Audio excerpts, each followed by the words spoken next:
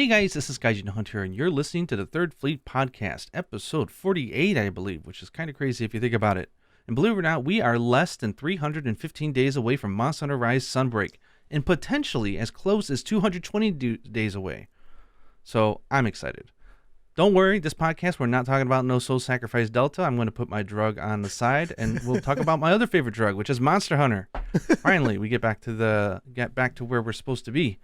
Rurikhan has been, I know you've been working yourself into the ground lately, but I'll ask how you're doing, just humor me with a response. I mean, you know exactly how I'm doing, but obviously the people might not be aware. I mean, some of them might be aware because I've been posting relentlessly on the YouTube community feature post, letting people know, oh, I'm 10 pages into my script. And it's like, oh, I'm losing my mind. Lo-Fi Girl is saving my sanity.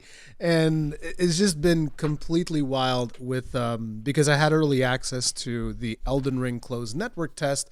And obviously, if you take into consideration that this channel was essentially founded with Dark Souls, because like the first videos that I posted on this channel was me trying to get people into Dark Souls. Because like, hey guys, it's not that hard. Trust me, just use this mechanic, that mechanic. It's like I really wanted to do the best I could possibly do to bring all of the information possible from Elden Ring to everyone, and I just really obsessed over it. I've played over 30 hours of a network test, although the network test is like 10 hours long at least for you to just like see all the content.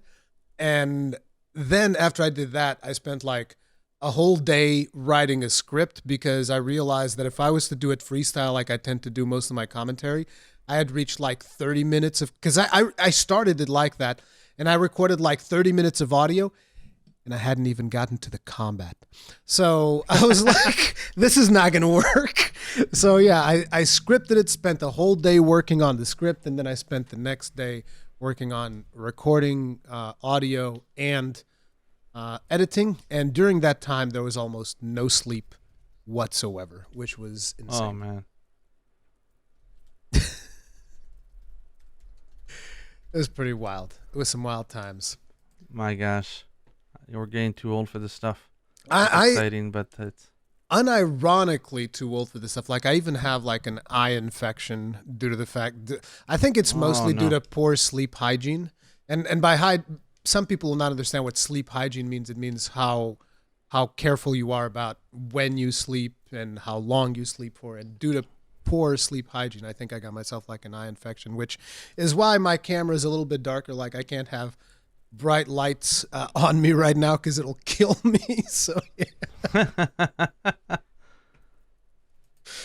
It's been pretty wild. How about you, dude? What have you been up to? Well, I'm not. I suppose I'm still not allowed. I'll mention it. Just give me a sentence or two. But I've been playing a lot of not Monster Hunter. I've been playing a lot of Soul Sacrifice.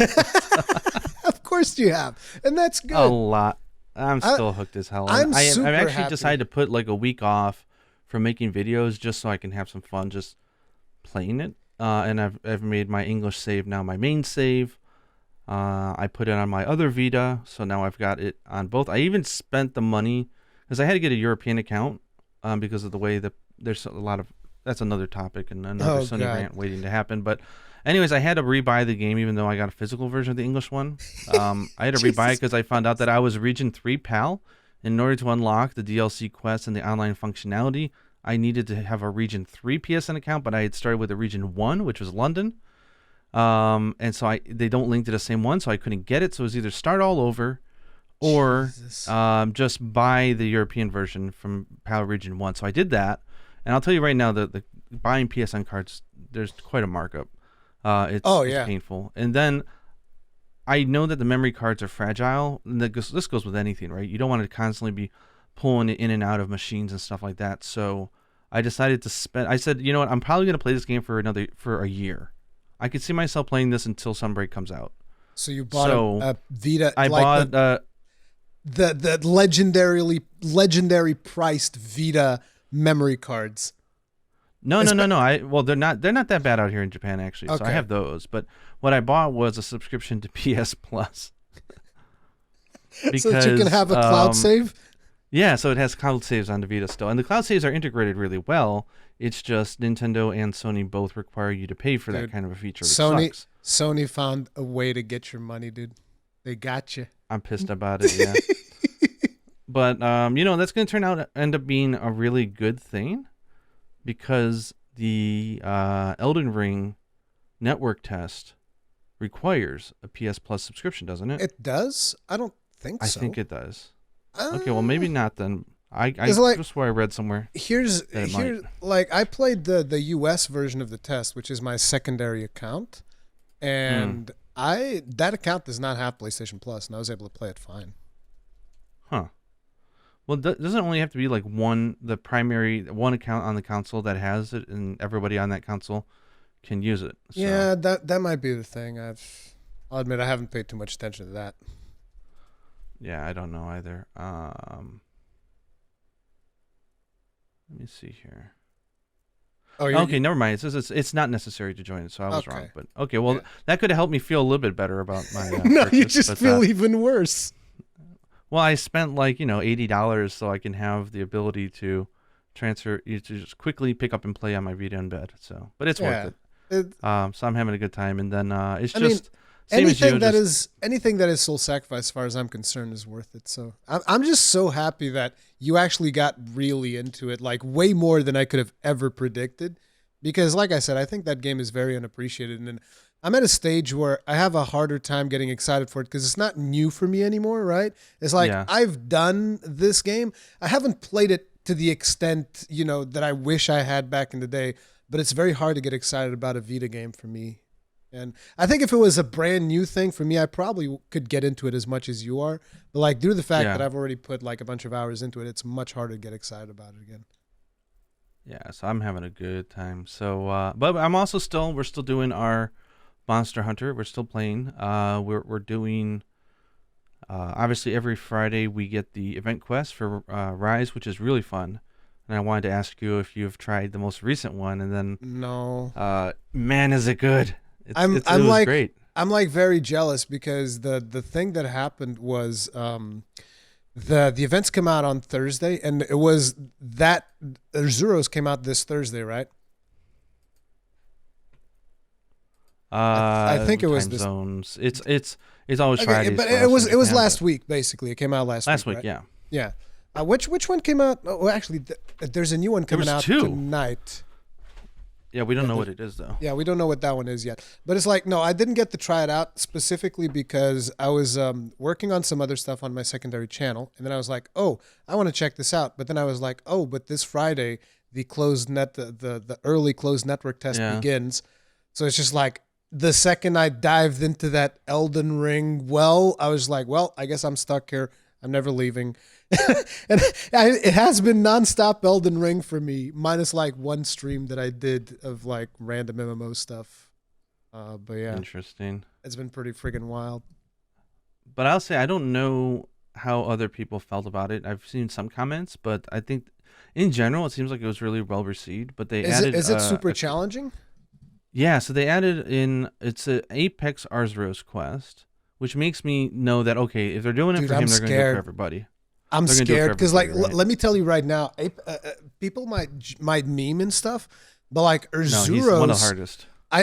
Even just like regular Arzuros in this game, like he would beat my ass. I was like, dude, there's something about the timing of Arzuros moves and Rise that manages to catch me off guard. Like he delays his stuff like an additional second than what I feel like he should or something, and then it's like swipe.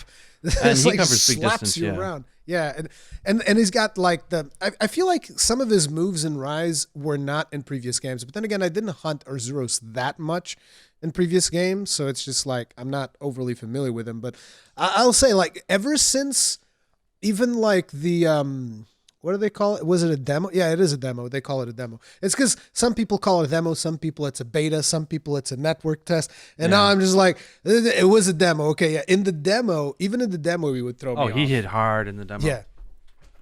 He was wild, so. But did you ever do like the Red Helm, the Deviant? Yes, but I only did the first couple of levels of him, and I was overpowered by then. He gets wild. Because he covers so much distance, he's so tall and he's so big that when he does like 4 swipes, he basically can go across the entire map. It's he's really funny. And he's got like a friggin' mohawk, right? Doesn't he have a mohawk? Yeah. I love Yeah, it that, is. dude. Red It's Helm's great. really cool. I love So Red Helm. the funny thing is they didn't call this like advanced blah blah blah. So I was like, oh okay, so it'll be like a slightly I don't more think powerful one or something, right? But the description was like, we've got an incredibly dangerous apex. I'm like, wait, what? And then when we got there, it's like, okay, they buffed him big time, big time. Oh, dude, I can't wait to jump So in and do that. And by the it's way, to the point that with full Valstrax armor, most of his hits will take probably half your health. And if you get hit with like his tackle or something big, it's a one shot. You're gone.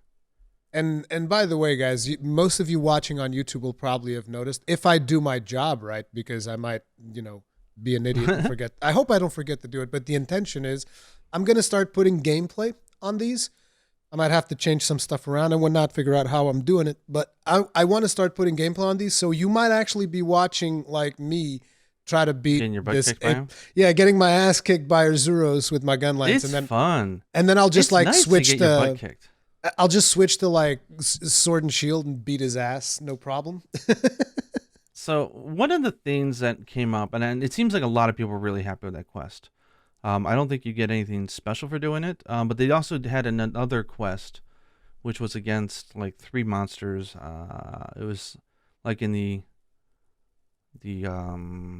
It's been so long. All I can think of is Soul Sacrifice map names. It's It's the muddy the blood forest map thing. the blood river, whatever. Yeah, I know. Yeah, whatever. The water place that's Yeah. gray. The Gears of War palette. They added another map. quest there. Yeah, so it's a three monster marathon. It was fun.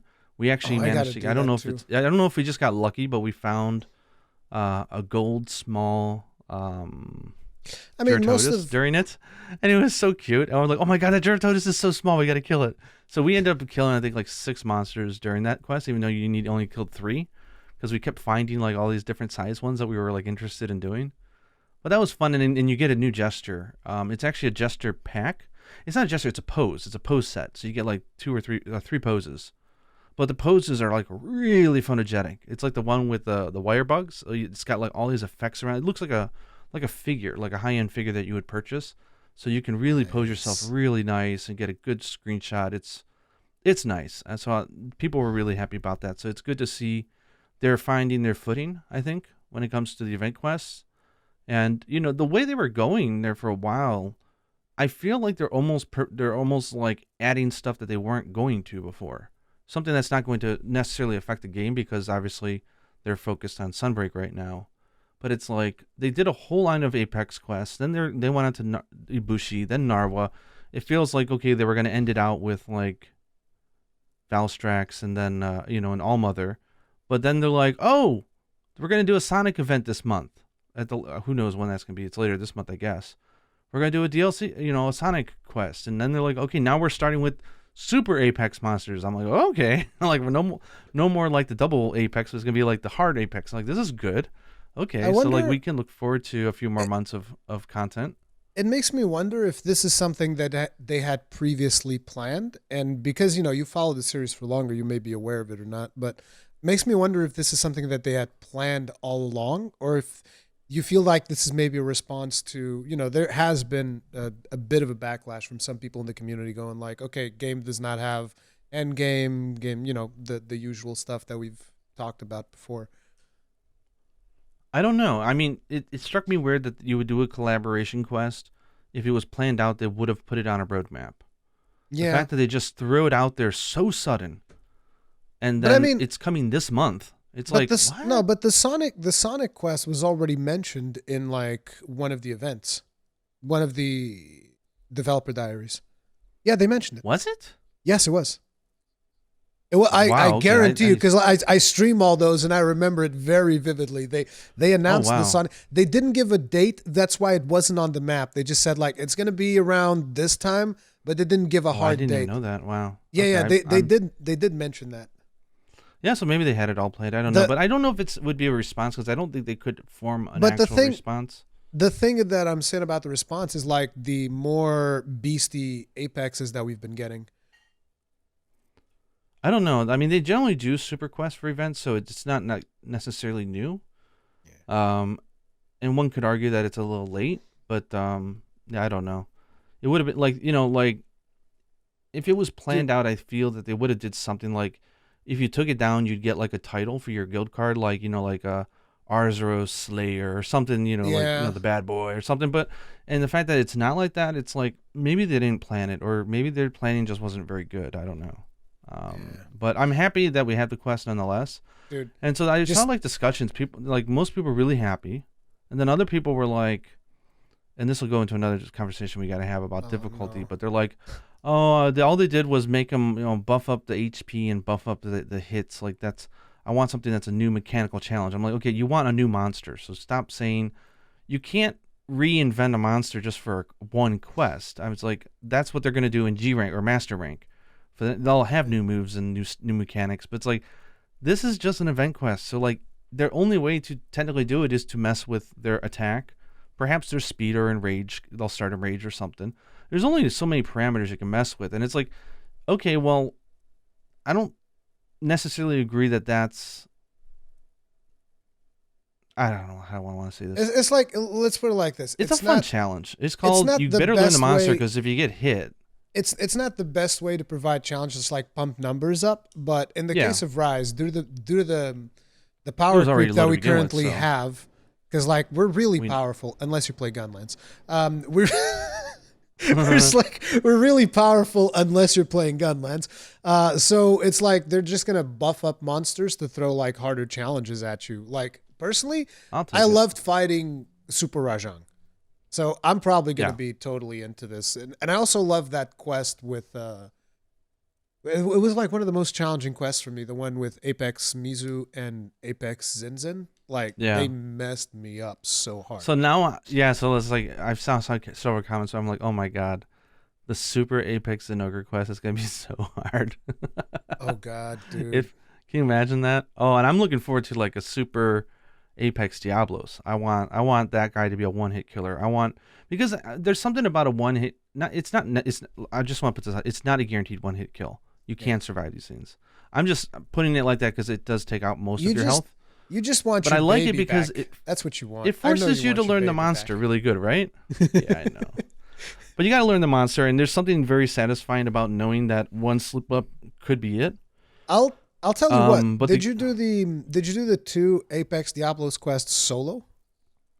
Yeah, that was fun. Because that one to me, I felt like one of them was like hitting like a goddamn truck, like way more yeah. than a regular Apex Dibbles. He was messing me up something fierce.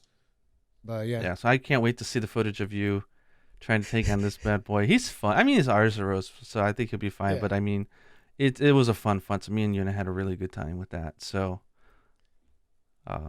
that's and then at I don't least think we had anything Arzuros- new in stories too. I think after we had gold, and I don't know if we talked about gold and silver. yeah, we did. No, Rathan, actually, so no, they weren't I don't out think we did. last time. Yeah, the last time we played, they weren't out Yeah. because you had your rant about like Fatalis and how it was really hard Yeah. and stuff, and then you're like, but at least I'm excited for gold and silver. How did that turn Yeah, out? yeah. Because I haven't They gone turned out back good. to stories. Yeah, I think they turned out good. They were fun. There were fair fights. They were fun. That skill that only the regular Rathalos has, the special one, where he The can Ratha? like add in kinship. Ratha had, yeah. So Silverlos has that, which is cool. The armor and I want- weapons are nice. Dude, I want that for my Basel, dude. My Basel be so perfect with that. Because, like, just Yeah. imagine, right? I'm in the middle of the fight and I'm like, let me just get my kinship. And I'm just going to, like, bomb the crap out of you and your monsters. Like, Yeah, and then we hit a point where I think, I think Yuna's just like, we've had a lot of fun. We played for a long time, but I think we're pretty much done with it at this point, which is good. It's a good note to finish on.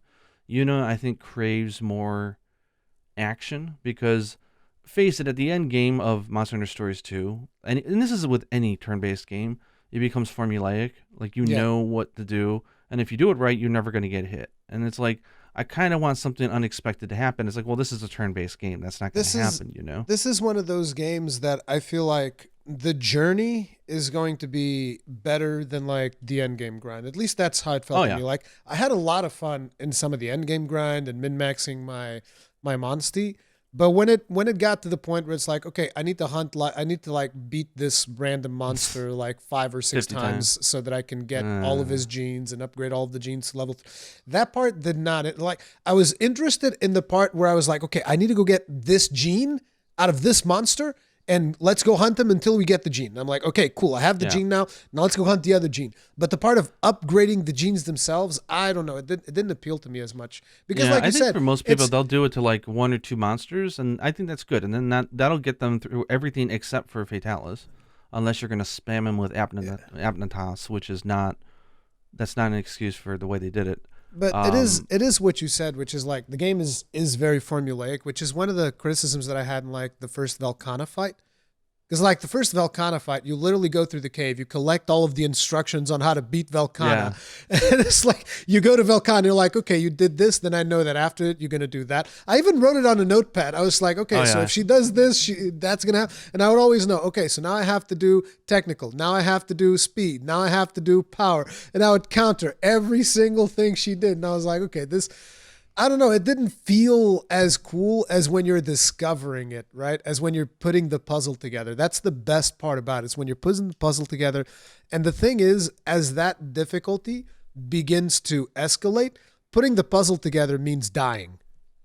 Yeah. It just straight up means failing, because like you're putting the puzzle together and the monsters even if you fail, it doesn't punish you. So it's not a big deal. So, but again, I'll reiterate, which is I'm not playing Stories 2 right now, but I love Stories 2, and I cannot recommend it enough. Like, if you haven't played it, whatever, dude, I cannot recommend Stories 2 enough. I freaking love it. It's an A+ game. It would have been an S tier if they let us fight the last boss, or at least give us some armor You're still again. salty it's such about a cool last. It's a cool last boss. I'm is. complimenting the game. Usually RPGs have really boring, weird, like technical monster, like, angel of death, like gonna destroy the world. Okay, it's over, and they're not memorable. But this one I actually liked. No, listen. So I feel done with the game, but I'm really happy. I've been seeing recently that every JRPG needs to finish with you going to the moon and killing God. Yeah, that's the way that, because that's what we're doing in Final Fantasy XIV. We're gonna go to the moon and kill God. Oh. In the last expansion, that's what we're doing. I'm going to go to the moon, going to kill God. Oh, man. But so, yeah, I think my time is done with that game, but we had a very good time. So I am nothing but love for it, and such a good game. And I didn't realize, someone pointed out there, like, you never talk about it on YouTube. And I'm like, I could have sworn I made videos. And then I looked and I'm like, I didn't make like any videos on this game. Holy crap. You didn't make any Stories 2 videos? Oh, I think I made like 4, and then I realized why. It's because, one, it was at that point that I was like, okay, I'm enjoying this game and franchise with my daughter, so I'm going to prioritize that. I was busy doing other stuff in life, so I didn't have time to make videos.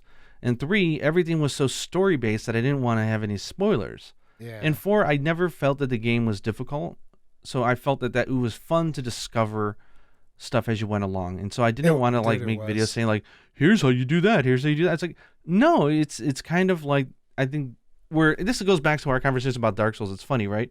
Like, I don't mind, because I think it's because of how punishing it is, right? So like, it's not punishing in Stories at all to go out of your league or get your butt kicked. Like, you literally lose nothing.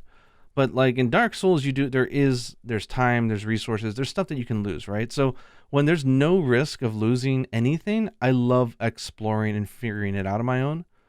But in Dark Souls, I'd much rather just know what the hell's around the corner before I get there. You get stressed out about losing your souls. I mean, listen, you gotta lose it. That's one of the funniest parts about Dark Souls. No, it's not even. I can guarantee you, there's so many people that have gotten so much enjoyment out of seeing me lose like a chunk of souls out of nowhere. It's like I'll go into a corner and get my ass kicked, and I'm like, oh, this is fine.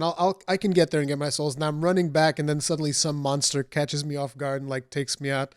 It's like, and then you just see a random comment in the YouTube video going like, you weren't using those souls, were you? That's fine. You didn't need those 40,000 souls you just lost. That's perfectly fine.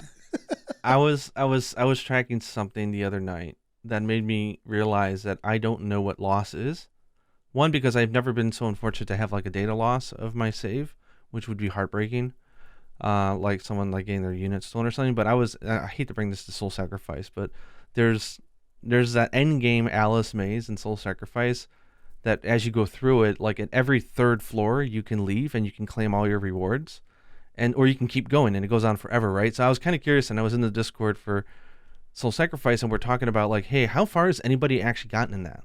Like, what's the farthest someone's gotten? So I was like, I'm gonna start looking this up. So I started looking, and then I saw, I thought I found the biggest one, and then I found a guy who got to floor 902.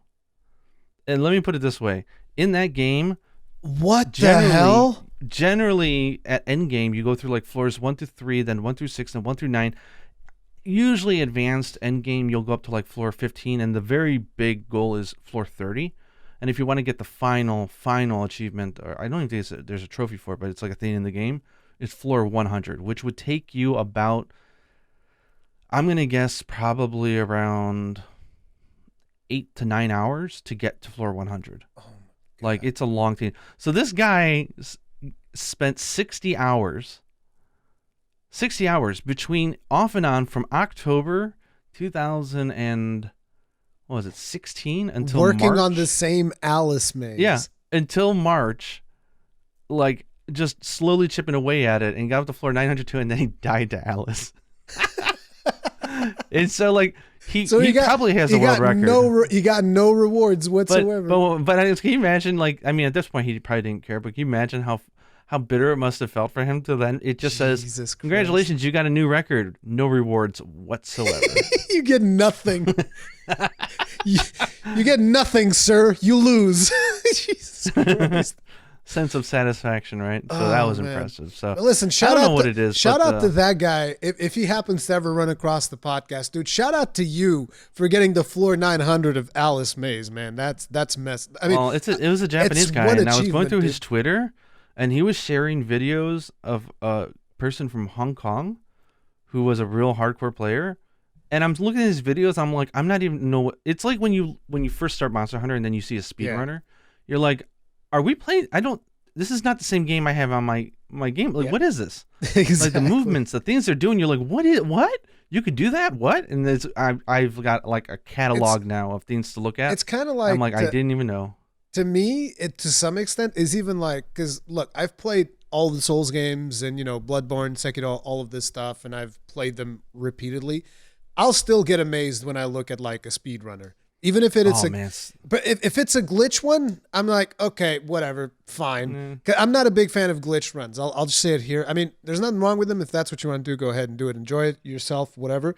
But I don't find them as interesting because you're just like exploiting game mechanics. But a legit run and seeing the way that people go through it is like insane. Amazing. Like the fact that speedrunners would like run through the lava portion of the ruins, like the stuff when you kill Ceaseless Discharge in Dark Souls 1 and then the lava goes away.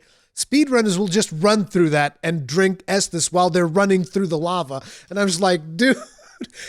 To save like the whatever 2 minutes that it takes to kill Ceaseless Discharge, they'll run through lava, and I'm just like, damn, I would never do that. Yeah. And I've actually, dude, I saw like this video documentary recently about they figured out how. Did you ever do the DLC in Dark Souls 1? Yes. The Artorias of the Abyss. So there's that black dragon there that you have to ask. Oops. Damn, microphone sound. Sorry, guys. There's that black dragon that you have to ask Goff to shoot down, right? Yeah. So speedrunners figured out that in order to skip going all the way up to Goff, because some speedrunning categories involve killing all the bosses, so they'd have to kill Calamite. Okay. And so in order to save time and not go up to Goff, they will run down to Calamite's thing, and they figured out some kind of way of killing it with magic before you shoot it down. And I was just like looking at this and I'm like, these people are crazy. Like, mad respect. I probably would struggle to ever come up with stuff like that, but mad respect for the people that were experimenting repeatedly, trying to cut the times and kill Calamite in all kinds of creative ways. And they would find like safe spots where his breath wouldn't hit, and they would the funny thing is the first one who did it, he had like a shield. So he just pumped up a shield like super, super hard so that he could block everything. And he would just like stand there and block the breath and then kill him with spell cast. And I was like, dude, that's badass as hell. So this is a long about way of saying, yeah, I ended up not making videos on Monster Hunter Stories 2, despite it being one of my favorite games of the year. It was a special game. So. Yeah.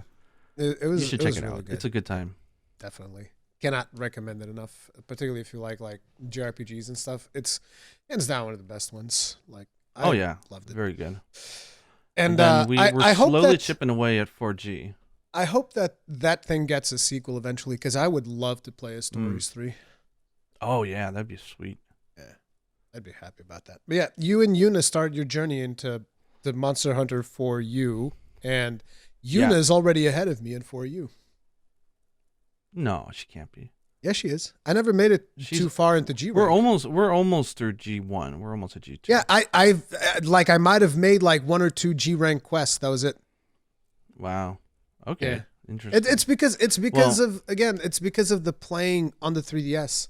I have the small 3DS, and it's got the capture stuff, and I've always struggled playing on the 3DS because like I just want to play it on the big screen. Just let me play it on the big screen, and I can't. Yeah, I'm like the polar opposite, so that's why I'm like I'm gonna be playing on my Vita until next summer. Exactly. Because I really enjoy it, and the Switch is too big for me, so I bought the Switch Lite, and it feels good enough. But if I could make it smaller, I would. Actually. Nah, dude. I want it bigger. But yeah, we're slowly getting through it. I think there's a little bit of fatigue that's settled in for us because we've played so much. I mean, she just started playing Monster Hunter this year. She already has like 1,500 hours. She's using Longsword in 4U, right? Yeah. I'm disappointed. It's a very different weapon. No, it's good. It means that she actually has to learn the weapon because. Oh wait, but Longsword in 4U doesn't have like the redonkulous counters, right? It's got nothing. So she's learning. She's now a true longsword master, longsword user. Yeah. Yeah. Because it's very different. There was no counters, and tripping people like nobody else. She tells me how much she misses it. Oh yeah, she misses it. But we don't want to burn out because we started everything this year and we've done all these games. So it's been a little jarring because she's having a great time. We'll put it that way. But she's like, okay, I can definitely feel the clunkiness. Like there's some things in here that are just annoying as hell. And where it's one of those things. I think Generations Ultimate had a better job of circumventing some of it. One, because she didn't do all the story quests, because if she did, she would be she'd have some choice words for that. But also like the arts help augment a lot of the crap. How did she like the story though? She thought it was good.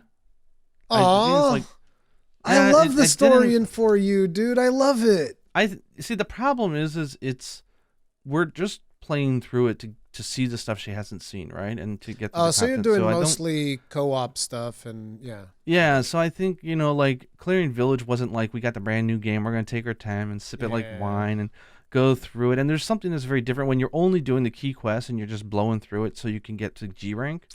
It's not the same, but she enjoyed the story, she enjoyed the characters, she enjoyed the new monsters a lot, and we want to get through and beat Gogma soon. But today it was funny. We actually found it the monster she hates the most in the game so far. You'll never guess who it is. And she's like, I don't ever want to fight that thing again. That thing was so damn annoying. I mean, she doesn't like monsters that charge at you. Is it a monster that's only in G rank? Because then I might not even know which one it is. Oh, okay, yeah. So it's the Ashen Ketchin-Wacha. Oh, I don't think I've ever even fought one except on Stories 2. I've never even fought that thing is all over the place. Like if you're not a fast hunter, so like it's jumping all around, it's flying around, it's slapping you, it's jumping, it's spitting. It is like, stand still, damn it! It's like one of those monsters. I like it, but she did not. So I was like, we got to end today on a high note because I could tell she was already mentally exhausted from our whole, 7-minute hunt. Oh God, poor baby. 7-minute hunt. So I said, okay, I know. You should tell her that I once tried hunting I once tried doing a Hyperbrachydio's quest with a gun lance and I timed it out. Oh my God. I timed it out. But wait, it was like two. Was it? There wasn't any deviant stuff, but it was for some reason that quest was two Brachydios. It had like two of them, and you would fight one, and then another one would appear at some point. And I timed out that quest twice. Oof. well, we also did a lot of grinding. So we got her full Sedegios set, and she's got an upgraded Sedegios weapon. Like her hunter's in good shape right now. Absolutely no talismans basically, but it's kind of funny. But so we ended on a high note. So I'm like, I know a monster she's gonna love because I adore it and I want it back so bad, which is the I think they call it striped in English. The striped Zamtrios, the desert version. Yeah, again, never seen it. I really need. So you're a fan of Zamtrios, right? I'd imagine. I mean, I like Zamtrios. I wouldn't say that I'm like a super fan, but yeah, sure. He like turns into a big gelatin boy, and he's like roly poly and all that kind of stuff. Well, the desert one, the thing is that he inflates literally in a second. He just goes, and he just instantly inflates and does like a huge bouncy ball attacks. And he literally bounces and rebounds off the ground on you. It's so funny, and he's so cute. So we had a really good fun time hunting him, and then we ended it for the day. But she really liked him. Okay, so that's at least cool. So then she's getting into this stuff more than I am. She's just sending, as we're doing this podcast, she sent me an image. She's trying to calculate out. She's like, if the fossil of Narwa from the in Monster Hunter Rise, inside the underground cavern volcano, if we're following physics, it would be at least. And she's giving me like how many years it would take to fossilize. She's like, there must have been this many Narwas or Ibushis in the universe in the last 1,200 years. I'm like, what the hell are you doing? She's making all these weird things. I'm like, this is not Earth. Oh my God. No, listen, like, you have people jump off mountains and they don't take any damage. You have to send that data back to like Bandino and Kogath so that they can like write an essay about how many Narwas there were.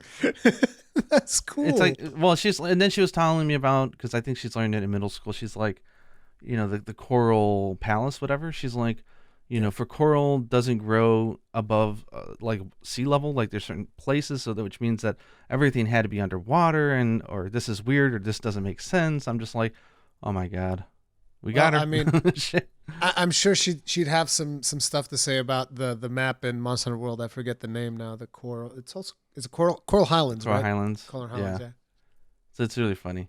It's playing around with the ideas of how many Ibushis there must have been killed in the last 1,000 years. Yesterday, for some reason, I was looking for one of my videos and I couldn't find it because I used a meme from what's it called? From Mad Max Fury Road, and I don't remember what video I used this meme on, but I wanted to see it again and I couldn't find it because it was something about gun lances, and I put the guy who's about to blow himself up, and he goes like, "Oh, what a lovely day! What a lovely day!" And it's just like going crazy.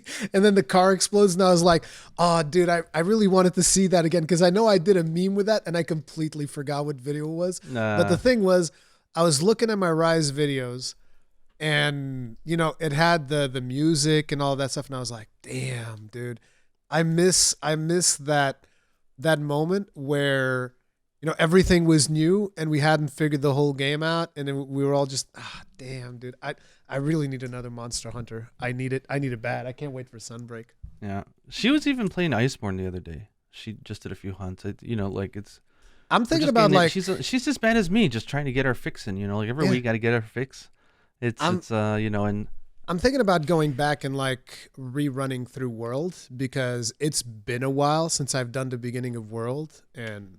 I also have like a beefy PC now that I can just run the thing at like 4K with all beautiful visuals and whatnot. I was gonna say if people say not to do it, but obviously you've played the game several times, so it doesn't matter. But if you just want to get to the Iceborne part, just use the Defender. Oh yeah. No, I did that on PC because it's like kind of like hey, what I say about like not can it not have like the ability for? Oh, you're talking about Rise. Okay, you said World. Rise. No, I said World.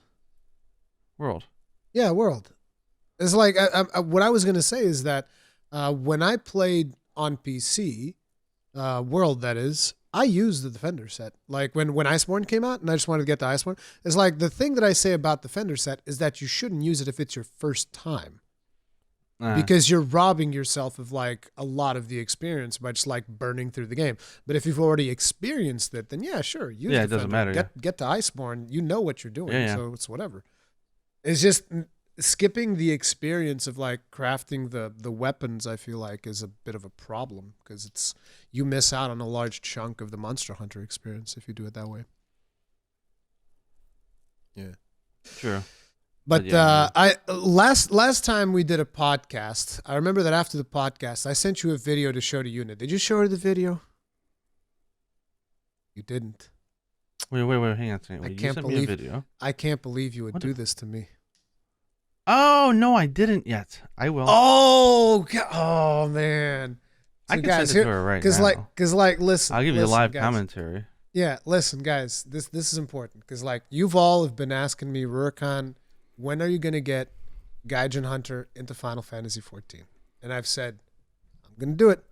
And the way that I'm going to get there, guys, I have this all planned out, is I'm going to get to Gaijin through Yuna. See, Gaijin is going to send Yuna a video of me fighting Rathalos in Final Fantasy XIV.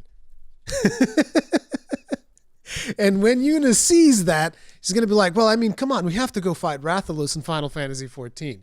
And then, because Final Fantasy XIV has this, I'm not sure if you guys heard about it. Have you heard about the amazing trial Final Fantasy XIV has, where you can level up to level 60 with no time restrictions, and it includes the first expansion, Realm Reborn, and the critically acclaimed expansion, Heaven's Trial. That's not how the meme goes, because I never know how this meme is too long, okay? The Final Fantasy trial meme is way too long. I can never do it. But I think it'll be fun if Yuna just sees that so that she gets an idea. But the thing is, if Yuna gets into it, the story will get her 100%. The problem is it does have a significant chunk, which is Realm Reborn, that she might not enjoy as much. But if she gets to Heaven's Word, like that's it. It's over. Owarida. You'll be forced to play 14, Gaijin. That's my Remember, brilliant she plan. hates anything that's grindy. It's not grindy. So, like, the thing is, it's not grindy. It's just there's a lot of reading. Well, she could read fast. Well, there you go. I mean, and here's the thing. There's the Japanese version because the game's Japanese, so it's not like she even has to deal with the English stuff. So. But anyway, while we're on the topic of 14, she's still watching that as we're talking. I wanted to ask you, I mean, for those of you that don't know, 14 got delayed for 2 weeks, and I have a lot of respect for the people behind that particular team, which is, I mean, it's not the entirety of Square Enix, obviously, because like even with Capcom, like me and Gaijin were very careful to, whenever we praise Capcom, we're praising the Monster Hunter team. We're very specific. And when it comes to Square Enix, to me, it's the same thing. Whenever I praise them, I'm talking specifically about Creative Business Unit 3, which is Yoshida-san's development unit. And he was apologizing to everyone on the creator live letter, producer live letter. And I thought it's such a like different thing from Japan to the West, where like someone will delay a game in the West and be like, they'll send you like a JPEG on a Twitter thread or something, and with a yellow background. Yeah, with a yellow background. I was like, oh, we're so sorry, And it's like, you could see Yoshida-san, like he got really emotional, like he was crying. Yeah, he wasn't like straight up crying and bawling and stuff, really but like up, yeah. He was choked up, and it's like one of the reasons why I respect Yoshida a lot, because like whenever he's doing these producer live letters or even the fan fest, he has like monitors off to the side to look at chat, which if you see like a publisher doing an event, they never look at chat. They never look at their live stream chat ever, because they're just like, I don't want to deal with that. I just want to do the show and go home and whatever. And Yoshi is opposite. Like during the Fan Fest, you know that they have like screens on stage where they will do like the teleprompter shenanigans and whatnot. Yeah. It's like, no. This screen's YouTube, this screen's Twitch, and this screen's Nico, like just chats on the 3 screens. And he's always like looking at all the chats as he's doing his presentation. And I just love that about him. He just seems like a really genuine guy. And the fact that he's like, we have to delay that. This is the first time in my professional career that I've had to delay a game. It's like, I'm not willing to commit on not willing to compromise on my vision for this game because this is the final arc of 14. Like, I think he bowed so hard. I think he might have hit his head on the table. That's how hard that was. And I meant to ask you about it because that's like a completely different culture there in Japan versus Western developers. I mean, I'm gonna say this that you're not wrong, but I also want to say that he is special Yeah. and that team is special. This is not like every Japanese developer goes out and they're sincere and every team is like you were saying, they're not always, like that. So it's yes, there is some cultural aspects behind having the service mentality, but it's not it I think this is exclusively about talking about Yoshi and his team. Like they're Yeah. just it's kind of crazy. And I watched the videos and I saw people's reactions and I was like, how many people are going to troll and be like, like what the hell? Because he knows damn well that people took off probably time for work for this, and Oh yeah, that sucks. and the so fact hard. is that he's also a gamer and he plays these scenes. He knows how bad of a blow it is, and he's like, but it's his decision. And the fact is that it's a selfish move, which is good for the players actually, because Yeah. you want it to be the best it can be. But he realizes it was a selfish move, took ownership of it, and said, "Look, this was my call, and I can't do it. Even though I'm gonna, he's screwed if he does, screw if he doesn't. Right? He feels that if he Yeah. puts it out too early, it's not there. If he puts it out with proper time, then it can at least be judged on its merit. So Yeah. I respect that decision. It's got to be hard as hell for him because he's someone who wears his heart on his sleeve, so to say. Yeah. But seeing like just the fan reactions being so nice to him, despite the fact that you knew that it sucks for a lot of people, just reinforces, I think, that the FF14 community, at least from an outsider looking in, should definitely win for best community for the year because it just seems like a very wholesome place as a whole. For the most part, it is, but and it's one of those things where you'll see a meme. Like, I think there was a meme that people made, particularly when WoW refugees started coming in, where it's like, oh, great community, by the way, because they'd find like one or two rotten apples and they would just like instantly highlight that. And it's like, look, there's rotten apples in every single community that you can imagine. Like every single one. You might think that, oh no, my community is perfect. There's not a single rotten apple there. No, there's rotten apples in every community. It is what it is. It's just like people, right? There's bad people in Portugal. There's good people in Portugal. There's bad people in America. There's good people in America. And it's like that everywhere you go. Every place, every community is going to have some bad apples in it. But I think overwhelmingly, the big majority of 14 is like a very welcoming community. And they're super thankful to Yoshi P because he just kind of like, he really respects players' times. And he doesn't hit people with like FOMO nonsense oh, you got to keep playing my MMO. He's like, no, he's like, you can take a break. I don't care. Whatever. You don't feel like playing, don't play. Come back later and play it later if it feels better. That's kind of like his attitude, which is really, really cool. But doesn't that make you want to play Final Fantasy 14, Gaijin? Come on. Come on. So I'm fielding live comments from her right now over messages. Okay. She's in the other room watching it. She's like, there's a Rathalos here. I'm like, sorry, it's a collaboration thing. This is not a Monster Hunter game. And she's like, oh my god, there's a shit ton of skills. Oh, think, yeah. She must. Yeah, she was probably looking at that. She says, oh, this looks like it would be fun to play with a friend. Exactly. And she goes, the two of you. She's like, this looks, and then she says, this looks cool. Exactly. Like, oh, and there's an avatar. See, guys, and I'm gonna everything. get him. I'm gonna get him. Woo! Dude, it would be. I'm not even joking. It would be cool for the two of you to play. It'd be really cool. And here's the thing. I guarantee, and this is without a shadow of a doubt, I guarantee the two of you will cry throughout the story. 100% guaranteed. The two of you will cry during the story of Final Fantasy XIV. I mean, listen, you've put like what, 1,000 hours into Soul Sacrifice? You don't even need to put half of that into not 14. that much. Not that, yeah. Sure. Across like freaking 4 or 5 different saves, across 3 different regions, across 3 different consoles. Yeah, sure. I'm sure you didn't.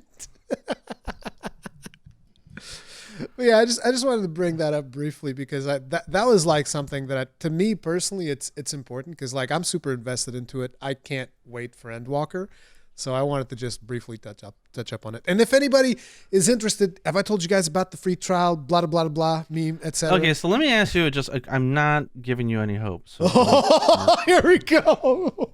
No, stop it. Okay. Go ahead. Ask me. No, I should just shut up. I shouldn't. No. Ask me. I'm curious.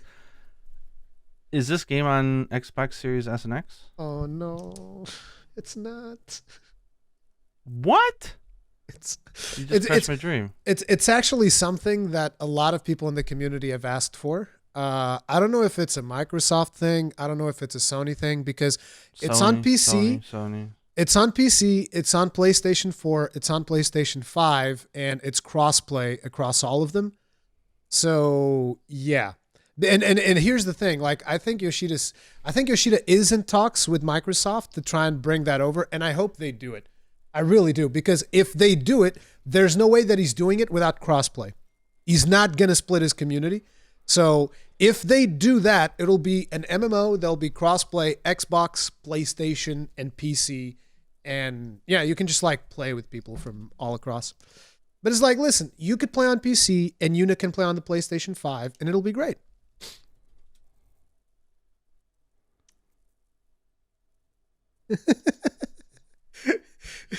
What's wrong? I'm looking at Gaijin and he's just looking at stuff that Yuna is writing and he's just like, oh no, I'm screwed. He has an I'm screwed look on his face right now. Are you okay, Gaijin? Is everything good? I knew it. But listen, I'm not even joking. If you guys go in, this is very important. Okay, here's a question. I'm going to interrupt you rudely. Go ahead.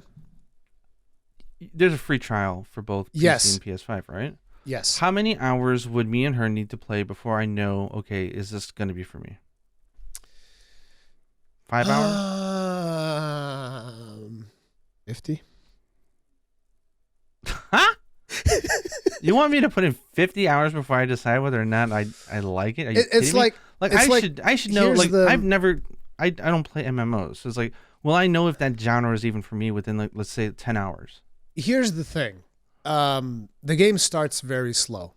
The starting experience is people even call it a filter. That's why the community is so welcoming. It's because everybody knows that the start of the game is a bit of a struggle because they need to establish like a strong foundation to the universe. So like, your first thing is learning, okay, so here's this faction, here's what they're about, here's this beast tribe, here's what they're about.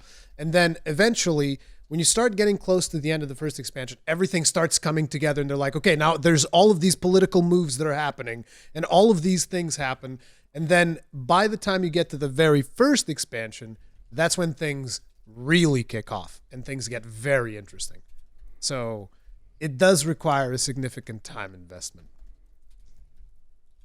But it's like, in terms of gameplay, you should be able to figure out if you like the gameplay or not fairly fast. She's asking if it's pretty on the PlayStation 5. Oh, yeah. Dude, listen, let me explain to you how pretty the game is, okay? And I feel like I'm hijacking this and now it's a Final Fantasy XIV podcast, but this is the last thing that I'll say unless you have any other questions, right? The game is so pretty that there are people that play the game and they don't actually play the game. So let me explain what do I mean by that. So they don't play the game in the traditional sense that the game is intended playing. They just do RP things. Like, to give you an idea, I went to this RP event where I just went to a tea house and it's just a bunch of people like hanging out and talking about stuff, and that's it. And they're just like emoting and doing all cute stuff. And actually, no, there's a really good thing that you could show her as well, which is there's a video called Emote. I'll link it up to you.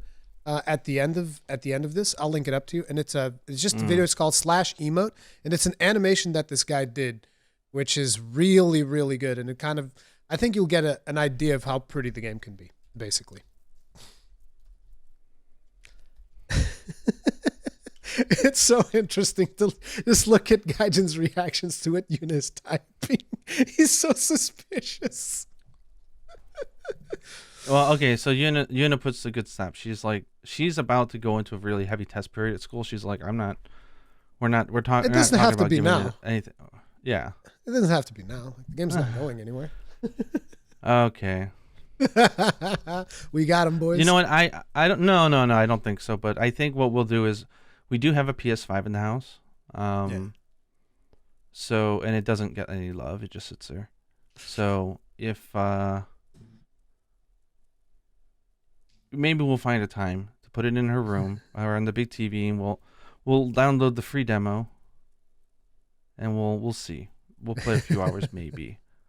Can she play it just with the controller? She doesn't need a keyboard or anything, right? No. Just control. Controller's fine. Actually, this is in terms of MMOs, this is literally the best controller MMO in the business. Like some people might play a game and be like, "No, my game's no, you're wrong. This one's the best.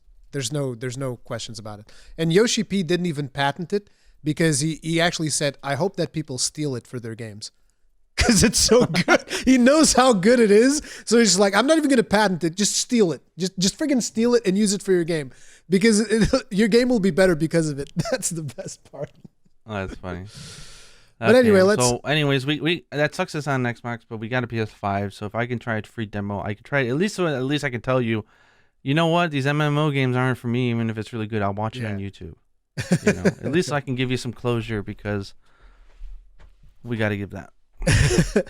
Okay, but let's get back to Monster Hunter. Let's get back to Monster Hunter. So one thing that we had prepared, I say prepared very loosely, but one idea that both of us kind of had was to go back to the very beginning of the Monster Hunter franchise, talk about the different games a little bit because I haven't played all of them. Gaijin didn't play all of them. And just kind of like talk about what it was like, the development of that game, and I mean, from our perspective, and what was the main thing about that game. And when we get to the end, we're going to try to figure out what could they potentially introduce for whatever happens to be Monster Hunter 6, the 6th generation of Monster Hunter games. Yeah, at least at the end of this, I think just talking through it, people realize why we call a generation and why. Because there's been debate about that, and then also I would love to touch the subject of what is a spin-off or what is a, like a numbered title versus, because the terminology that Capcom uses is not equal to what the community uses, and it's good to understand where they're thinking about it. So yeah, so we start back at 2005 where it all began, or what? No, I mean, they say here 2004 in March Japan. March 11, 2004. Yeah. Yeah. With a massive 6 weapons, huge roster, man. So this was Teams the very first Monster Hunter game that they've ever done, which I think that you've told me this once, or I read it somewhere about how this was just basically an experiment, right? How the Capcom split off into a bunch of different teams. They were all just like trying to come up with different styles of games or whatever, right? Or was it their whole thing with... No, so the idea was Monster Hunter was greenlit at Capcom as saying, okay, online games are going to become a thing. Like they saw the future before it happened, and they said, we need to get in on these online action games. So they decided, okay, let's make an online action game where people team up and they play. Obviously, it ended up evolving into being something a little bit different. For the fact that it's funny is that Ryozo wasn't even involved in the first Monster Hunter, but he was involved with doing the online portions of another game, and so he was like one of the guys in the company who had experience in like, latency and all that kind of stuff. So they brought him on board to help give his expertise. But it ended up like, so it was going to be like their MMO, like just like, well, not MMO because there's their MO, would you call it? I don't know, because it's not massive, but it's they started out with fantasy game, and then they slowly started working it in. I think after 2 years, they said they didn't really have... I mean, they had lots of really great, cool ideas. But it wasn't until Fujioka, I think, came in. Kaname is generally the pen name he's going by. You see him in all the Monster Hunter stuff and the presentations. He's the one who really came in as the director and put it all together. And that's where they found, goblins went away, and the goblins became cats, and fantasy stuff went away, but they kept remnants of the ancient civilization, and it slowly started getting, its personality, right? And there's lots of cool pictures of like, the bee wielder or sorcerer classes, all these cool ideas they had from way back when. And I Equal just dragon love weapon. I just love the fact of the history of this is that it was a Tokyo Game Show half a year before the game was released, right? And so it was like it had to been like what, September 2003, and all they had available to play was Arathalos. That was it, an Arathian. That was it. They said that none of the other game was done, and they literally scrapped together a quick hunt that you can do in the hills, Verdant Hills, or the Hills and Forest or whatever map. Wasn't it Kokoto Forest or whatever it's called?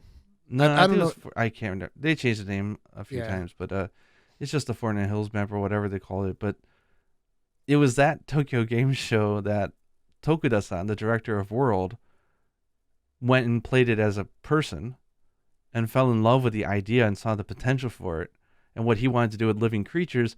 And that would end up spurning him to join Capcom a few years later or a year later. And then he work his way through game design, monster design, all the way up to director of World. And then it's taken off as 20 million sold, which is just, it's such a story. But yeah, so I guess I've never had the pleasure of playing it, but I've seen people play it. I think, was it Super Rad or someone was doing like a recent playthrough of it? It was, Who was it? Seth? Rage Gaming and Cotton. Okay, Rage Game, yeah. So They even announced it on our podcast, dude. How can you not remember? We had the exclusive scoop. I know. Yeah, but you had to use the analog sticks to attack. It was like a really weird, wonky game. But I played a little bit of it because a friend of mine, due to the fact that my channel kind of blew up with Monster Hunter, so my friend was like making fun of me. This was the same friend that got me into Monster Hunter. And he was like, dude, there's no way you can actually play Monster Hunter 1. You would suck at it. There's just no way. And so he booted up like his PlayStation 2 and boots up Monster Hunter, gives me his controller, and just goes, go ahead, fight this cuckoo. This cuckoo will beat your ass. And I don't remember if I beat the Kutku because I think everybody got bored because there was like 3 or 4 friends. And we all just got bored because those hunts were long. But I was beating the Kutku with sword and shield with using the analog stick attacks and whatnot. I was doing fine because the sword and shield combo was still fairly familiar to me, even in Monster Hunter 1. So I was like, yeah, I can beat his ass. Just give me a sword and shield. I'll beat his ass. And if I had a gun lance, I'd beat his ass even faster. Wyvern fire his ass like straight off of the map. Yes, I'm looking. I've got this really cool 10th anniversary chronicle. Oh, dude, I wish people could see it. That is gorgeous. And it's Japanese only, but it's going through like the history, and they have some fun footnotes because I'd never played the game, so it's like they're saying like, the offline and online portions were completely. They had their own different hub towns. Like Minigard was the online town. Yeah, it was a completely different area. Didn't have any farms, no training stuff. You didn't. Eating meals was an online only thing apparently back then. Oh, you didn't eat monster meals sizes were all fixed. There was no difference. And they're like, this is the beginning. But the thing is the very first advertisement they did here in Japan. This is really funny. I don't know if you've ever seen this. Is a poster of a giant bone. It's a giant bone with a hunter cooking a meat, and it says, "You eating meat?" And that was like that's what started it all. Oh man, that is so cool. But that was Monster Hunter 1, and they didn't do G, right? They moved on to Freedom. What they do? No, they did do G. So I hope I don't mistaken because I actually have a video that steps through a lot of this, and I should have pre-watched it. But just so people know, in case you're curious, the weapons that were in the first Monster Hunter game was greatsword, sword and shield, heavy bowgun, light bowgun, hammer, and lance.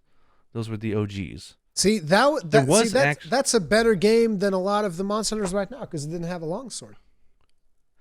Actually, so the thing is, there was apparently some, and I hope this wasn't like a dose thing, and I'm putting my foot in my mouth, but I believe I've read and heard that there was longswords in the game, but they were just visually longswords, but they were actually greatswords. Greatswords, yeah. Yeah, and I know I think that Super Rad brings that up in like one of his history of Monster Hunter videos. I'm pretty sure because I've watched all that stuff. Yeah, and then like the dual blades was actually a variant weapon that you could earn during the path. It wasn't its own weapon though.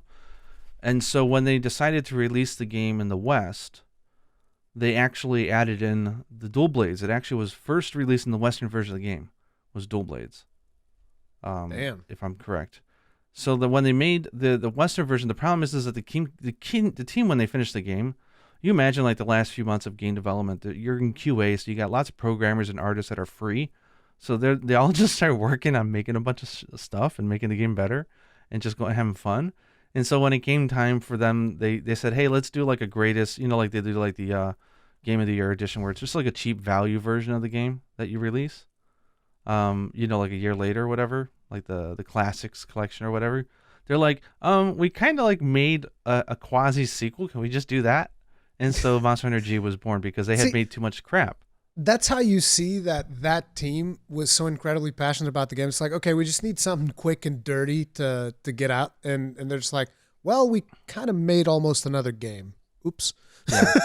This is going to come up a lot. They've done this several times. So they decided, let's not just re-release the game. Let's do Monster Hunter G because this is great. Then we got a G rank. It takes guts. And G just sounded powerful, so they just went with it for the hell of it, which I love.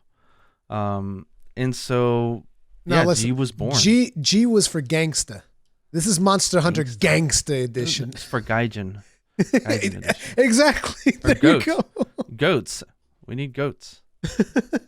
So yeah, you had the G come out was what January 20th, 2005. Yeah, 2005. So that was the one that said, okay, that introduced subspecies for the very first time. Dual blades were added, but technically they were first introduced in the West when Monster Hunter was released. That one was still like not super popular, right? Yeah, none of these games were super popular. I think the first game, I can't remember quite exactly, but I think it was something like a few 100,000 copies were sold or something. It wasn't like huge or anything. I'm telling you right now, I swear that this must have been the case. I think that my friend who played Monster Hunter, the guy who got me into Monster Hunter, was probably the only person in Portugal playing Monster Hunter. Dude, I swear to God. Because like you had to buy like the dongle to play online and whatnot. There was like a special dongle you had to connect to your PlayStation 2. And I remember my friend was like always talking about, look, dude, this game is insane, dude. And he would randomly in the middle of a conversation, right? Because nobody knew what Monster Hunter was. And he was like, oh, dude, last night I was hunting. Now I understand the terms that he was using, but back then I had no idea. He's like, oh, dude, last night I was hunting the Rathalos and I was talking with this guy. And this guy said that he would be able to use the lance and he would get the headlock in, but he was a fucking idiot. And I'm sorry. Oops. But he was an idiot and he just like didn't do it right. And so the Rathalos would get loose and then it wiped us all. And I'm listening to this and I'm like, I understand nothing of what you're saying, dude. Headlocking a monster so that he can't move. It's like, what? But yeah, apparently back then you'd be able to headlock Rathaloses with a lance, so you'd have everybody else just dealing damage and one skilled lance user keeping Rathalos completely locked down by poking at his head. That was like the strategy that people were using online. And you needed like the 4 players because nobody had the practice that we have nowadays. And also the game was just harder, but nobody really had the amount of practice, because there's also something I feel like people forget, which is the more you play a game, the more practice you've become, the easier the sequels feel. And in order for them to make it hard enough for you, they have to escalate and escalate and escalate. And like Dark Souls went through the same problem, which was, because people learned how to play Dark Souls 1 wasn't hard anymore. So they made 2, and 2 didn't really feel super hard. It just felt long. And then people got to like 3 and it didn't feel as hard either. So there were always complaints like, this is not as hard as it used to be. Yes, because we're better players. It's never going to be as hard as it was. Yeah, we know the formula. We're good at the game. Yeah. We're just playing extensions of it. So we are extensions of our own player. Exactly. It's crazy. But yeah, but that's where the seeds were planted, right? The whole 4 players, cooperative, taking down big monster, feeling very, I want to say rustic is the word that I give the older games. It makes me curious about one thing. When did Phantasy Star Online release? It's like, that's actually a question that I've always had, which is because people always say that Phantasy Star Online are actually the ones who came up with like the format that Monster Hunter World is using. That Monster Hunter is using. Oh yeah, dude! Phantasy Star Online came out in 2000.